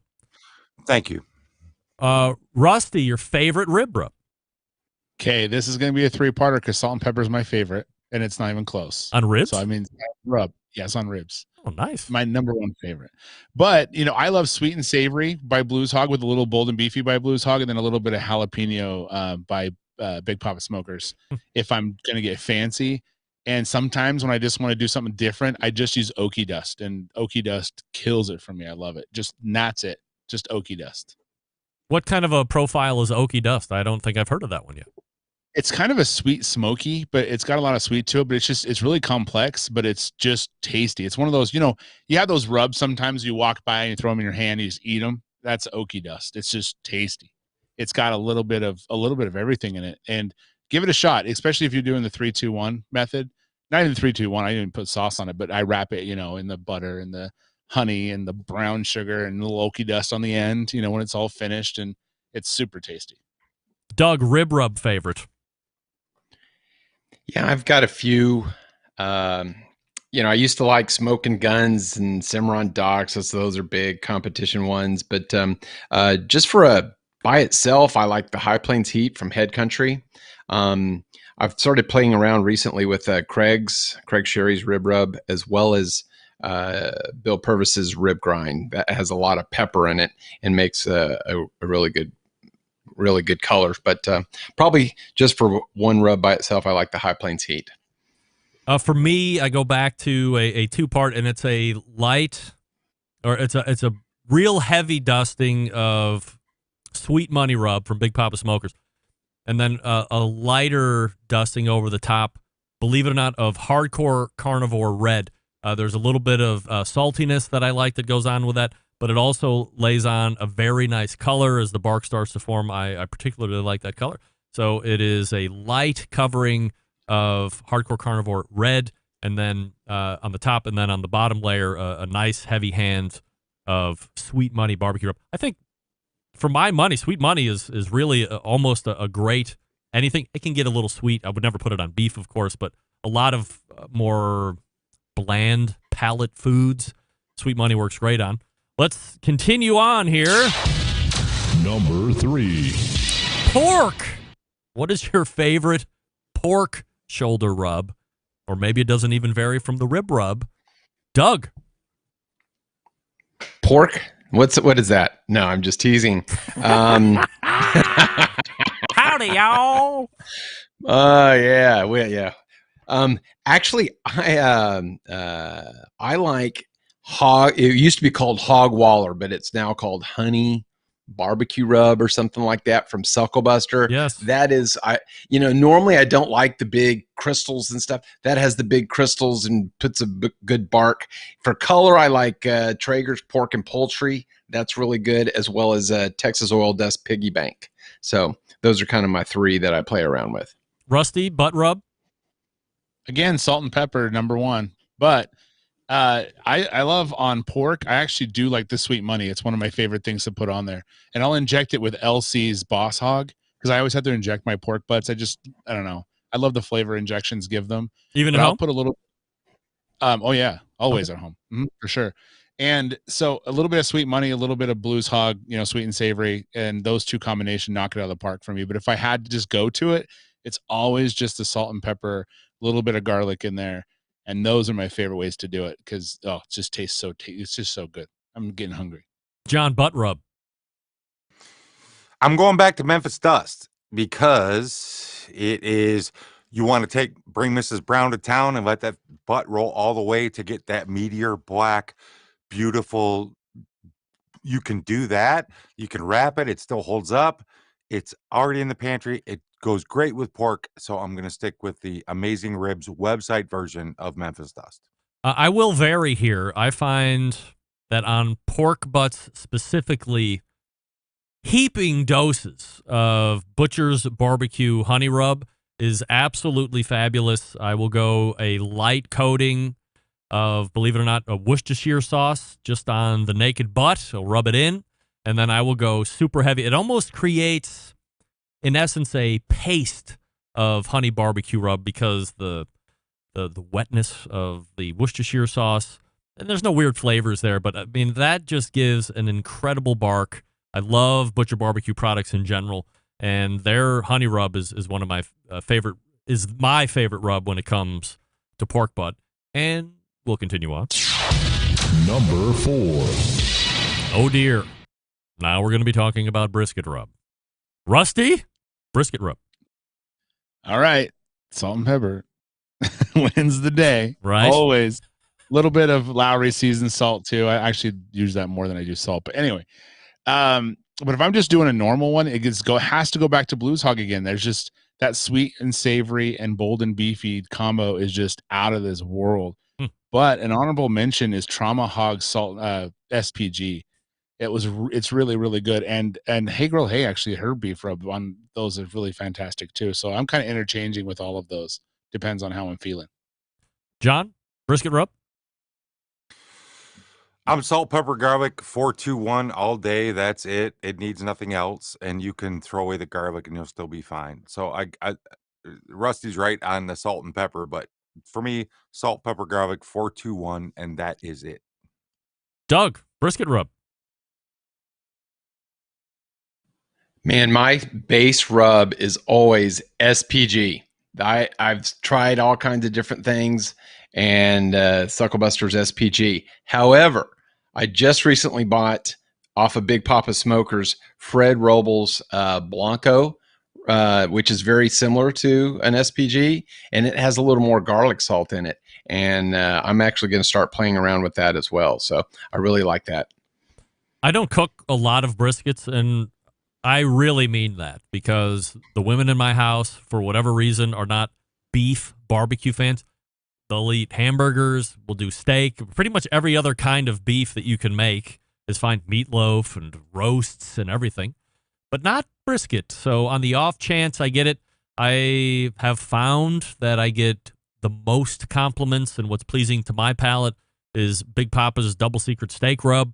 I might go a little Lowry seasoned salt on that as well, but traditionally I'll just go Big Papa's Double Secret Steak Rub, call it a day, and that's it. And I do sprinkle a little bit of his Cash Cow, I believe, is what is it?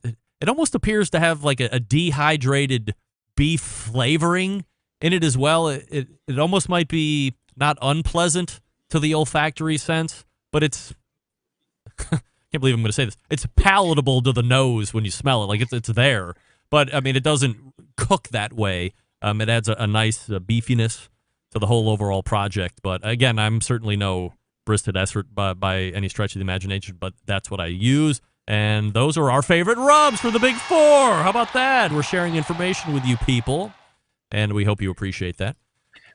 Cash Cow. Yep. Sorry, Cash Cow makes a great beef bouillon if you don't have anything. So in a pinch, if you've got that, it's fantastic. Like when you're wrapping or something like that. I've done that a couple of times. If I think that's what I was trying to get at. It does have a beef bouillon nose to it. Where If you smelled a jar of beef bouillon, I think it's very similar. You're right. Yeah, didn't mean to interrupt. Thank you. Trends that you never saw happening in barbecue that are standard operating procedure now. Rusty. To be honest, pellet smokers, I didn't think that would take off at all. I really thought that would just that people would get it right away and not do it anymore. But and I actually just ended up falling in love with them. But at first I was just like, ooh, okay, well, that's different, And then now I love them. I'm a huge fan of them. But at the beginning, I didn't think when I first saw one like many years ago, I was just like, nah. Rusty, were you like me? Did you feel like you had to hate them? I remember way back. I mean, if you listen to the early archives of the show, I think you will hear me verbalizing my hate on pellet cookers, but I had no experience with them. I just felt like somehow it was cheating. I never felt like BBQ Guru was doing that, but the pellet cooker seemed to take it to a whole different level for me. Were you under a similar mindset?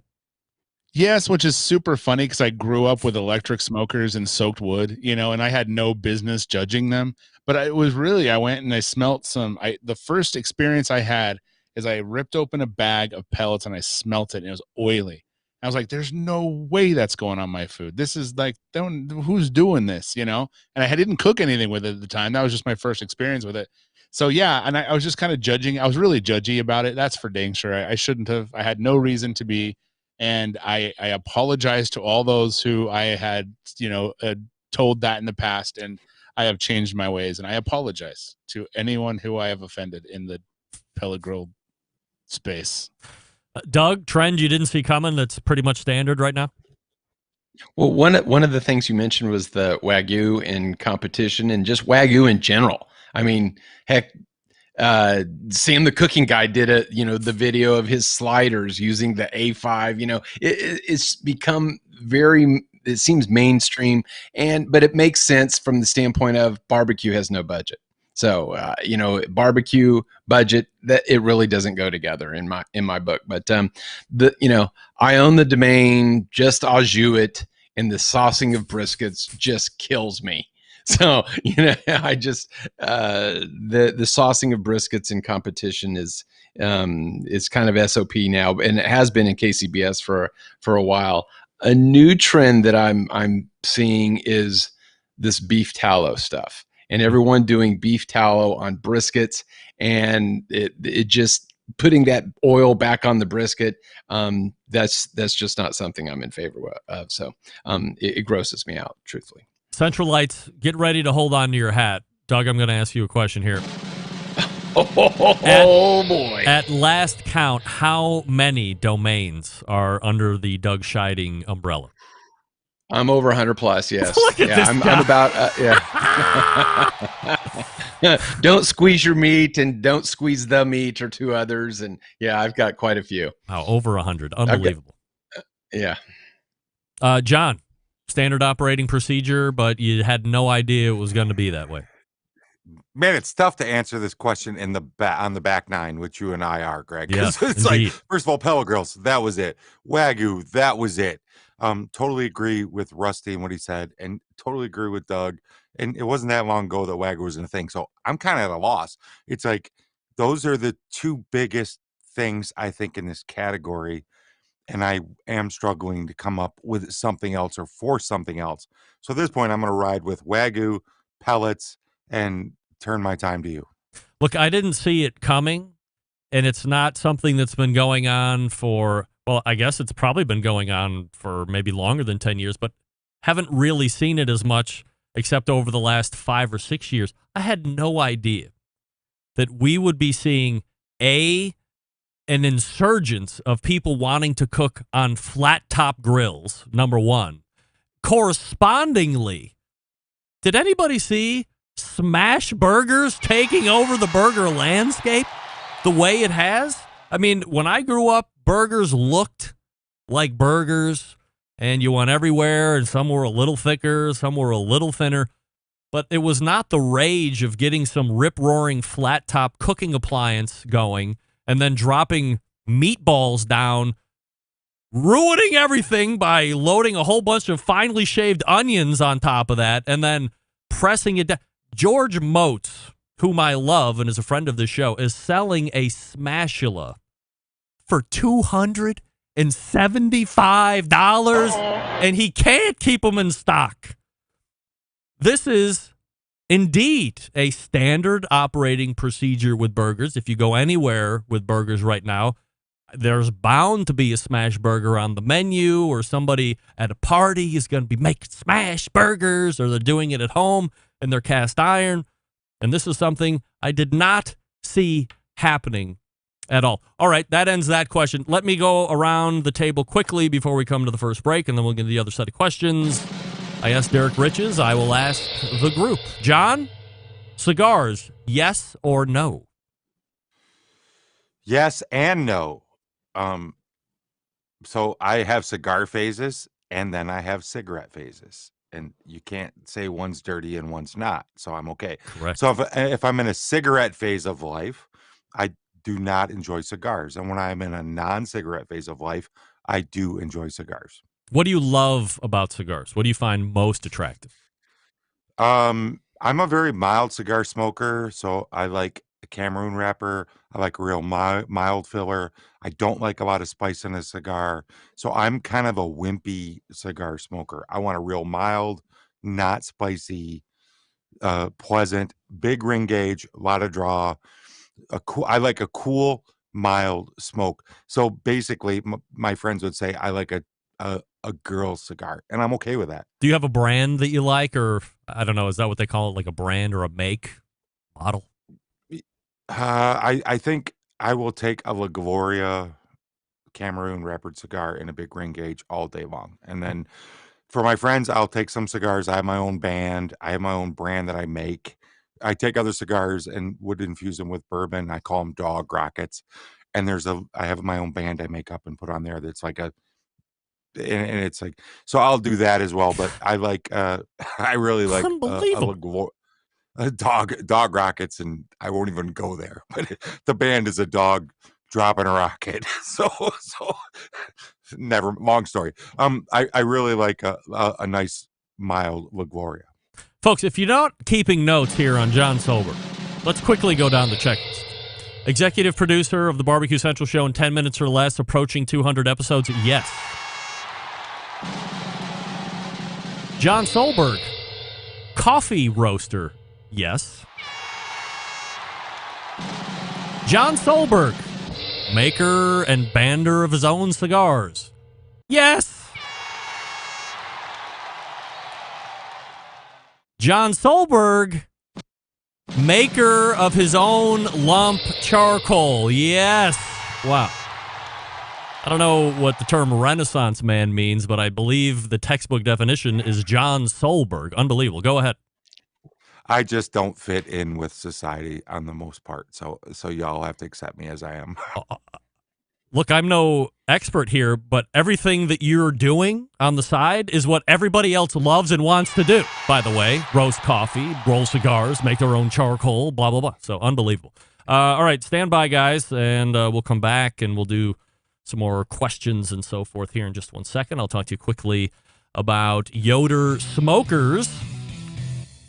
Can you believe this, John Solberg? Unbelievable. Yoder Smokers designs and builds all of their products right here in the States. Number one, building pride through craftsmanship, world-class customer service. That's the backbone of how they've built the company. This approach translates into what can be a truly bespoke style product that elevates gatherings with friends and family. They're honored to have a trusted place in the backyards of America. From pellet grills to wood-fueled offset pits or charcoal grills, consistent blue ribbon flavor has become synonymous with the Yoder Smokers name. Make no mistake, Yoder Smokers' flavor-driven design is unique to each style of pit, and the team has developed their cookers to perform time and time again while outlasting the competition for generations to come. It's this generational thought that is rooted in their handmade products and defines the integrity of the core values. American-made quality, endless flavor, the true benchmarks of Yoder Smokers. Visit them at yodersmokers.com yodersmokers.com to grab yours today. That's yodersmokers.com. We are back with more embedded correspondence right after this. Stick around. You're listening to the #1 most downloaded barbecue and grilling podcast anywhere. The BBQ Central Show.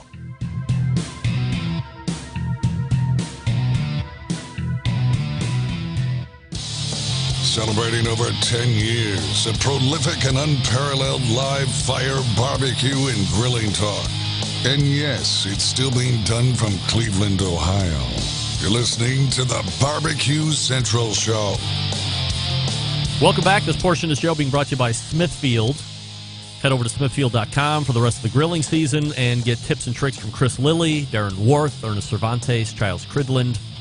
If you are a competitor and you're a committed cook, go to Smokin, S-M-O-K-I-N, smokewithsmithfield.com. Report your first place finishes in ribs and pork.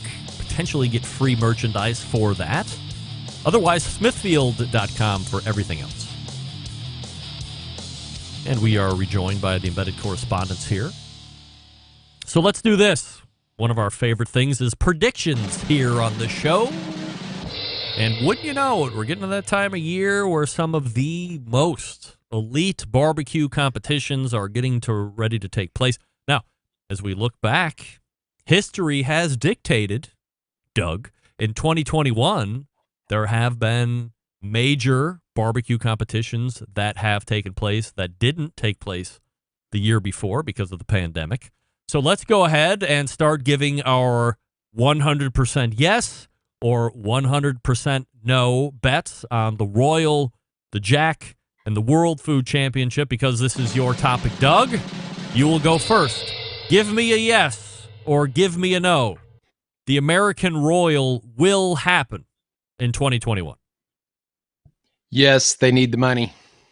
Oh, all right. It's a money grab.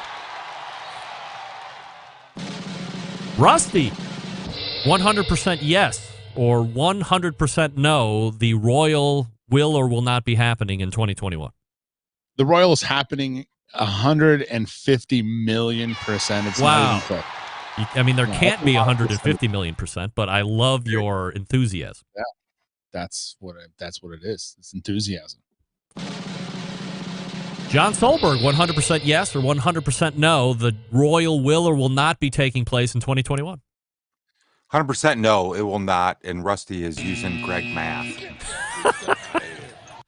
That is, if I might say, that is some of the most accurate math you have never done. So there is something to be said about that. Greg, the Royal will or will not be happening with 100%. I am going to say with 100% of surety. The American Royal, Andrew, you are not. Will not be happening this year. It pains me to say, and nobody wants to hear it, but I believe they will be pulling the plug on that. And I have no insider information from anybody. I haven't talked to Emily over there in a month at least. But I hate to say it. I think that the American Royal is not going to happen again. It is a really large event. I think there's optics for them that need to come into play that they might consider that some of the other events might not. And for that reason, I believe that the Royal will not happen again. Hopefully next year will. We'll see what happens there. That's not the only event we're talking about here tonight, everybody. So hold on to your hats. We're going to go back to John Solberg from Michigan. The Jack will or will not be happening with 100% of surety. John. The Jack will be happening with 100% of surety. All right. I bet I know the answer to this. Rusty, with 100% of surety, the Jack will or will not be happening in 2021. So the rumors I've been hearing, and these are just rumors, that is now in the hands of it's not a committee, but it's someone that, I don't know, they deal with this stuff. So it's out of the hands of the Jack. So I think in that case, I actually think it will not be happening. Wow. Allegedly, reportedly, we'll just put that out there as well. Well, Doug, 100% of surety, the Jack will or will not be happening in 2021. Rusty's comment further proves that I'm right. It's 101% not happening because it's a risk committee and it's a commercial company. Yes, risk committee. Thank you, Doug. Well, I'm making it up, but I'm sure they're looking at the risk and liability. No, that's exactly what it is. It's a risk committee. That's what I heard. There you go. Didn't even know. Well, oh my goodness. I can't believe I'm going to do this, but I'm going to say the jack is 100% going to happen. I align with John on this. Oh my gosh. I mean, hearing Doug's thinking through this and Rusty having allegedly, reportedly hearing things would perhaps make me want to completely go away from my answer. No, I will hold firm. My mom always told me, go with your gut, and I'm going to go with that. I'm going to say it's absolutely going to happen. And the reason I was going to give, I'm going to hold to myself now because I fear I might look like an absolute fool, but I will stick with it is going to happen. Oh, guess what? That's not the only one we're speculating on this evening. There's something called the World Food Championships in the great state of a wanting to secede from the Union State, Texas. We go for his assurity vote. Doug Scheiding, the World Food Championships will or will not be happening in 2021. Going along with the same line of reasoning, it's not a public company. It is going to happen 100%. My mind is boggling. We go to the Michigan embedded correspondent for his 100% assurity answer. John, the World Food Championships will or will not be happening this evening. I'm sorry, the 2021.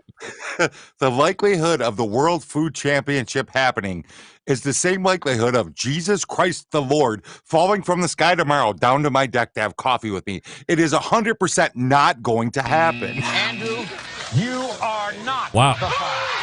Plus, John, we all know that Jesus Christ isn't real. Rusty, we go to you for your 100% assurity vote. The World Food Championships will or will not be happening in 2021, and I am waiting with bated breath. It's on, man. I think that it's on, but I don't want to say that at all. I don't know why I think that one is and the jack isn't, and they're in the same position, but I don't know why. I just think it's going to happen. That's a gut feeling. Guys, I mean, if nonetheless, we are proving that we are 100% kooks. There's no doubt about it. We go to Cleveland for Greg Rempe's 100% assurity answer here on the World Food Championships taking place, yes or no, in 2021. Andrew, they are not going to be happening in 2021. I'm sorry. They're not going to be happening.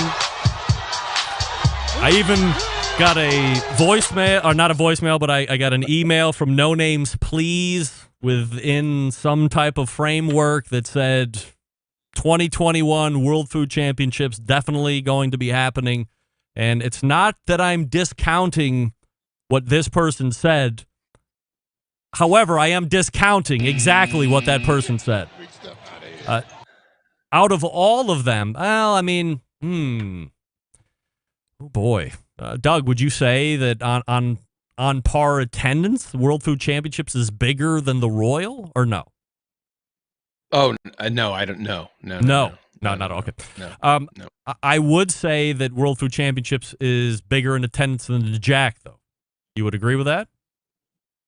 Yes, I would agree with that. I think from a size perspective that, and there's so many corporate names attached to the World Food Championships that, again, I know Mike McLeod wants to, more than anything, wants to have World Food Championships back in 2021. But there is a lot of corporate sponsorships and names attached to that.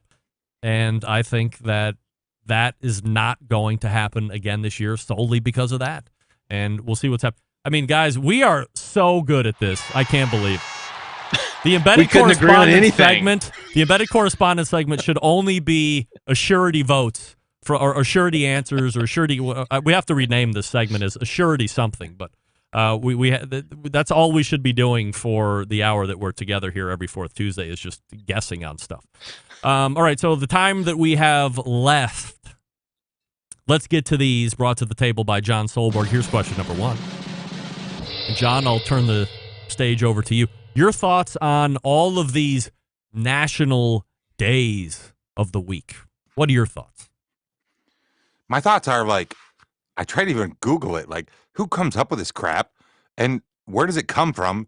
And does anyone really give a crap about it? And if you do, forgive me, but I'm like, there's like 7 national days every day. Where do they come from? It's like, yesterday was National Kitty Litter Day, and tomorrow is National like Roast Beef Day. And it's like, what are these? Where did they come from? And am I missing something? Do you think you're missing something? No, because I don't really care what national day it is, other than when someone on social media reminds me that it's a national something day. But I also know that I could probably go look up the national day, and there's like 14 national days of something today. So I can pick one that ever fits my agenda. And I just can't dig down into who comes up with this shit and where it all comes from. It's freaking imaginary. Let's go to the ever-bubbling hope and optimist, Rusty Monson from the great city of Utah. Your thoughts on national days of the week? Back when I was a younger man who liked to take his libations every single day and have friends over every single day, we had a poster in the kitchen that listed all of them, right? And it was like Tuesday, right? Like, what's today? Oh, it's National Cat Litter Day. Like, fuck, yes. Let's go down to the liquor store. Let's get some cat litter and let's make this thing happen. So it was really fun. But then now it's more like, oh, what am I going to cook today? Oh, it's roast beef, National Roast Beef tomorrow. I can cook roast beef. So now it's good to get, menu ideas for the family. So I like them. I think it's fantastic. I want a day for me. I want a Rusty Monson day. That would be cool. That's all I want in life. That's it. Rusty Monson Day. Yeah. How cool is that? I think we could work on that. Doug, your thoughts on national days of the week? Yeah, Rusty, just pick a day and we'll make it happen. So, I mean, geez, but how about in terms of 4th of July, there you go. Celebrate it. Yeah. America's birthday and Rusty Monson Day. I actually kind of like it. It's one of those things I don't want to know about it because I will obsess about it and I'll start working. But sometimes on Instagram and stuff, it's like, oh, it's National Bourbon Day. Oh, okay. I know National Bacon Day is coming up on September 1st. I was going to post something last week. I'm like, I'm going to save that for Bacon Day. So I like it for Instagram, but that's just me. I have no idea what any national day of the week is. I would only think that this is some type of a marketing effort on whatever committee or board or company wants to make sure that their niche is served in a special way and they get some national day dedicated to them. But I don't remember the last national day of whatever it was, and I barely is May National Grilling Month? Was that May? Is that June? I think that's the only one I might know, and I really don't know 100% if that's it. I think it's May. So I could care less about national days of the week. I'm just trying to live the next day of the week. And guess what? That's my national day of the week, is every day I'm above ground.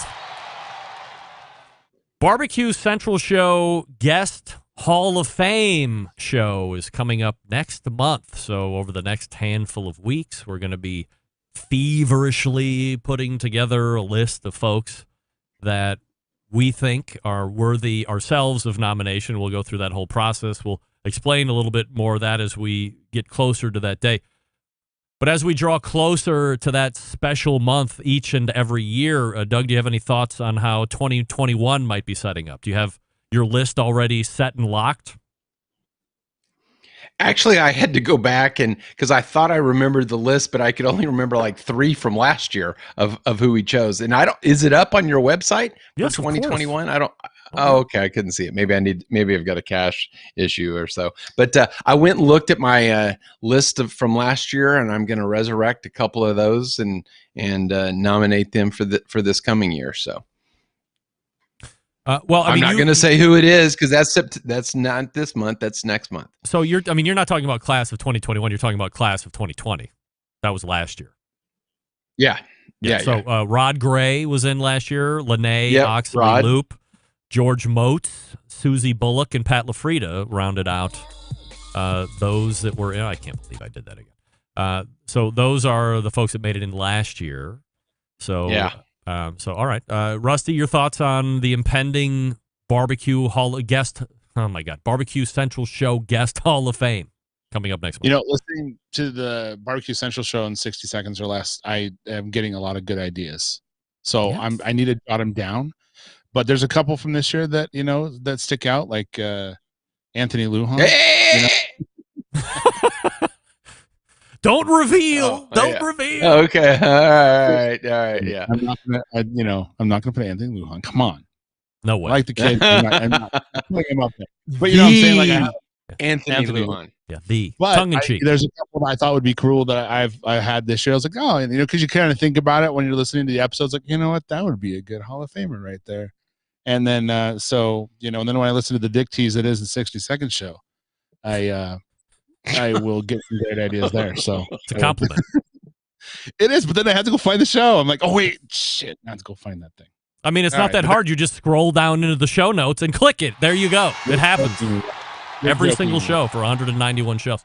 John, your thoughts of the best, or your thoughts on the impending Hall of Fame? 60 seconds, my ass, Rusty. I put a lot of time into that 60 seconds. So it's like, anyway, whole nother topic. This 10 minutes it's or an less. exciting. I think it's an exciting year. I think there's a lot of spoilers coming in from me. I think Doug and I are going to fight because I'm never going to freaking back Kevin Bevington for him. And it's going to be a great freaking year.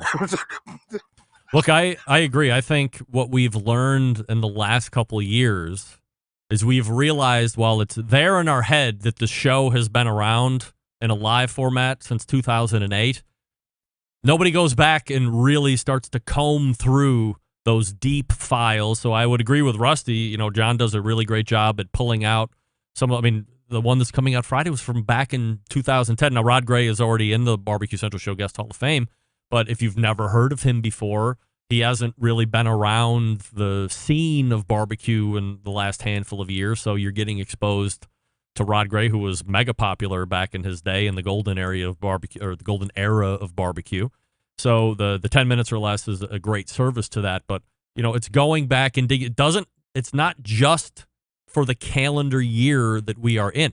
Granted, up until this show today, there was a string of 9 or 10 weeks in a row where we had a brand new guest who have never been on the show before. Some were really great, some were average, some sucked, and they'll never be seen again. But there's a great crew of people just to look at for the very first time here in this year, but also combing back. It's going to be something else. I guarantee that. All right, so let's end here this evening. Piggybacking off of the, what's standard operating procedure now that you never saw coming. Here's something that's trendy. Are you smoking cream cheese? John, what are you talking about? You smoking cream cheese? No, and be ready to dump me because I think the trend of smoking cream cheese on social media is appalling to me. It's 2021. We have the internet. We have all the technology. In 1982, when you got a bullet smoker, you had to smoke eggs and you had to smoke a chunk of cheese and you had to figure shit out because there was no internet and you had to smoke all this shit. The trend of smoking cream cheese, cut it, score it, put some oil on it, put some salt and sugar on it, aka rub, and smoke it. Fucking stop it. Stop it. You have $1,000 pellet grill, convection wood-fired oven in your yard, and you're smoking freaking cream cheese, for God's sake. You can make bread. You can make pizzas. You can do any fucking thing you want. Why in the hell are you all smoking cream cheese? I said get ready to dump me. I'm going to calm down now. Thank you. All right. Look at John bringing the heat. Wow. Love it. I can't tell what side of the fence he's on, but I'm going to guess he's not too much of a fan of it. Doug, are you aware of smoking cream cheese? And do you like it? Yes, Yes, I mentioned it to my wife this weekend, and she goes, "They're doing what?" And I said, "Yeah, I haven't smoked the Oreos wrapped in bacon. I haven't done that, but I have a really new one. It's called smoking Cheez-Its. You know, you put a little rub. You know, you put some apple juice and put some spice on and then you smoke the Cheez-Its. It's the next thing. It's going to be the next thing after." Yes, yeah. Actually, they are pretty good. So I do that for parties and stuff. But have I posted? Yeah, no. Yeah, but just wait. It's going to be the next thing once everyone hears about it. All right. When everybody hears about it. All right. When you start posting it. Rusty, are you into smoking cream cheese? First of all, it's 60 seconds or less because I can't mow the lawn and listen to it. Okay, it doesn't last long. And this, I just found it because I had to know. I can freaking get the show right here in the notes. It just blew my mind. I apologize for everything I said. You know, I'm not smoking cheese. No. You don't read the show notes that are attached to every episode for 190 episodes? Look at my podcast. It just says, I don't know. It doesn't say anything. I don't read those things. But you shouldn't assimilate your show with everybody else's show. Some people are professional, Rusty. Some people, but I'm not. So I don't think of like a professional. So I'm not reading stuff. I'm listening. That's why I listen to a podcast. I'm not reading a damn book. I heard that. Jesus. Go ahead, John. Hey, if you'd like to hear the rest of the episode, head over to the BBQCentralShow.com. There'll be a link in today's show notes to take you to the complete episode. There you go. Oh, didn't you even say it every time now that you say that? That guy sounds just like that. Rusty, cream cheese, yes or no? No, and the Cheez-Its are fantastic, by the way. You put a little butter, get a package of ranch in there, some hot sauce, and a couple things of seasoning, and you toss them and you smoke them in a smoker, man. It's fantastic. And it might be very good. For sure, man. Like, I'll smoke cream cheese, but am I like going out to do it? No. I mean, if it is in something, and I want to smoke it, then fine. But no, just because someone out there, everyone's doing it, doesn't mean I'm going to try it. Doesn't sound appealing to me, but I'm not against it. Like, hell yeah, if that's your thing, knock yourself out, It's hard to think of the stuff to smoke all the time, so whatever helps. I thought that my finger was on the pulse of barbecue social media.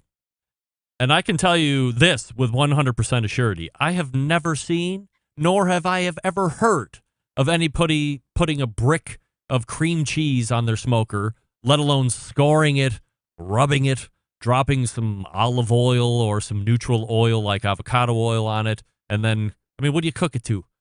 45 degrees internal.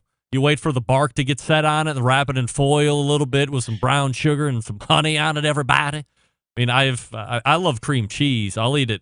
To me, cream cheese is made to be brought out of the refrigerator, open the foil packet, take a saltine, smear it with cream cheese, and then shove it in your pie hole while you're watching soaps at college. 'Cause that's what I did growing up at Ohio University.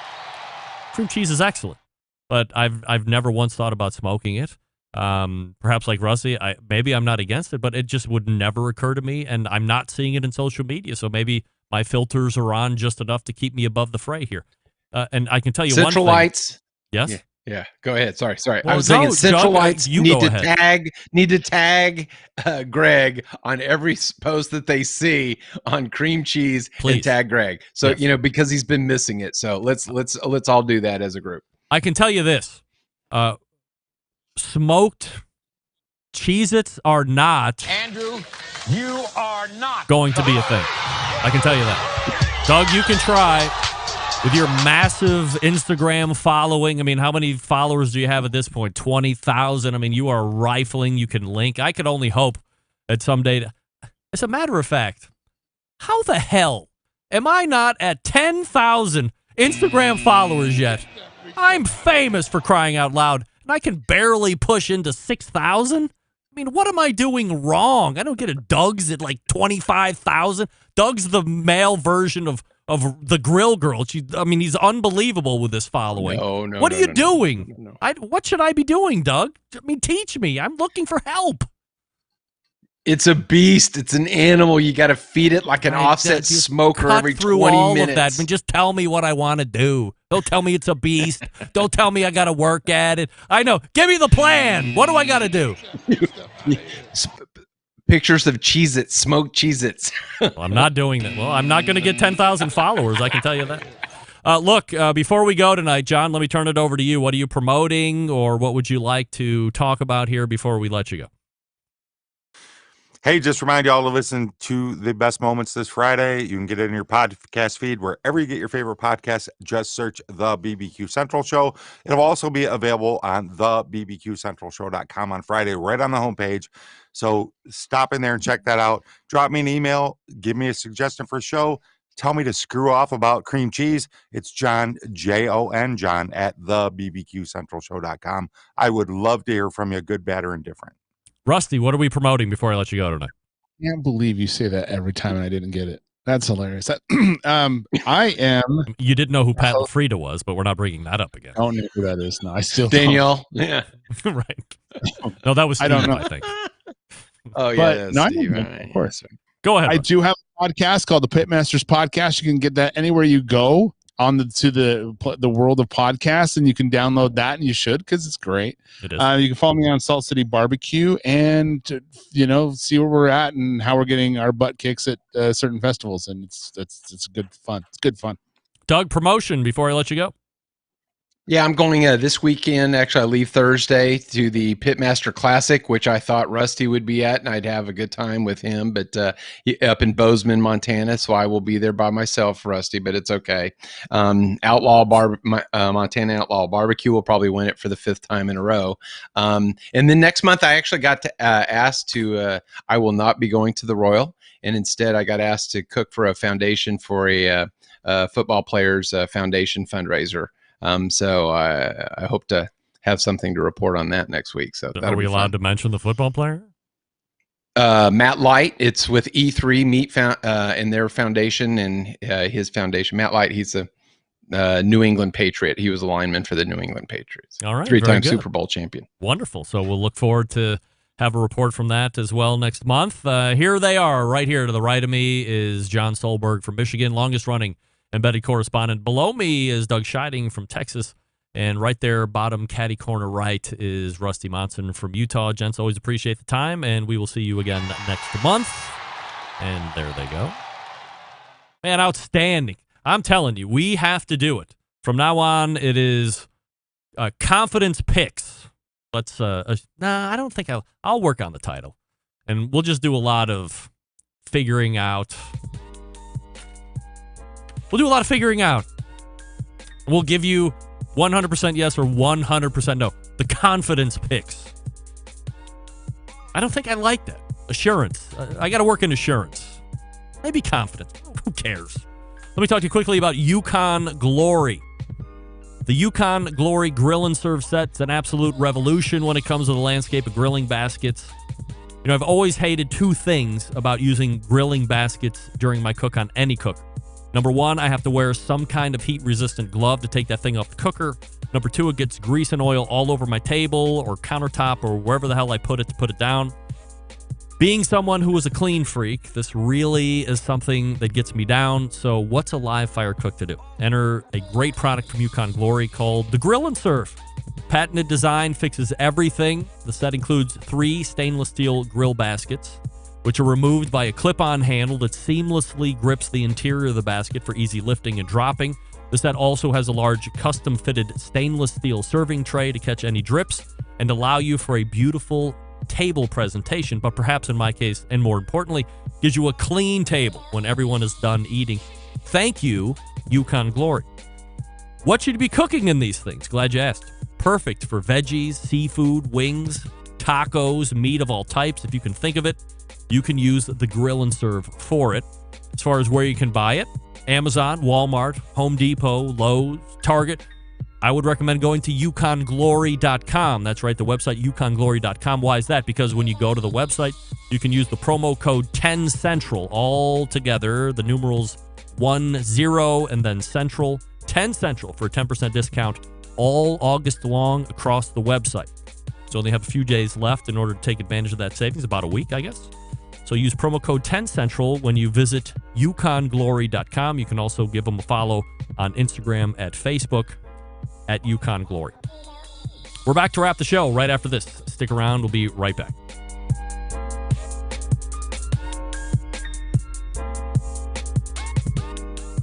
Whole packers, full racks, legs and thighs, injecting butts. If you've never heard this before, you might think you found the best XXX show ever.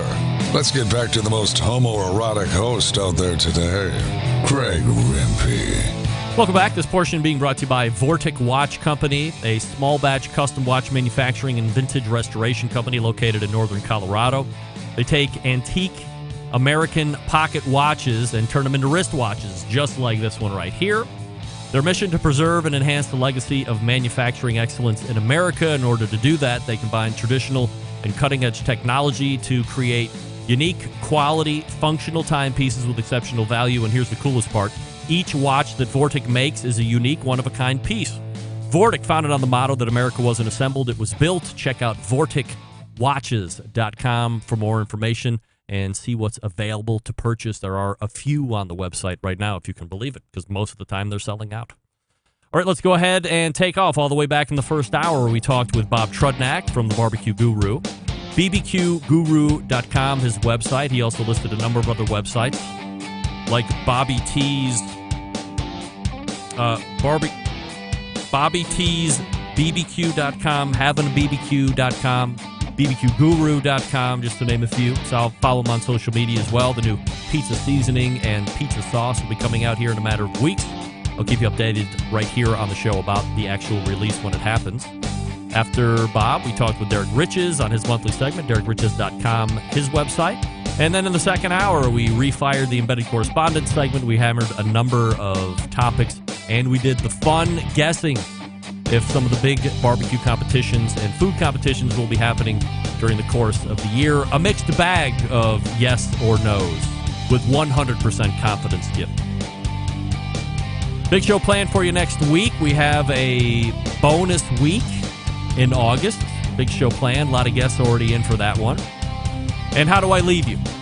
September 11th, 2001. I will never forget until next Tuesday at 9 p.m. Eastern Standard Time. This is your program host and proud U.S. American, Greg Rempe. Good night now.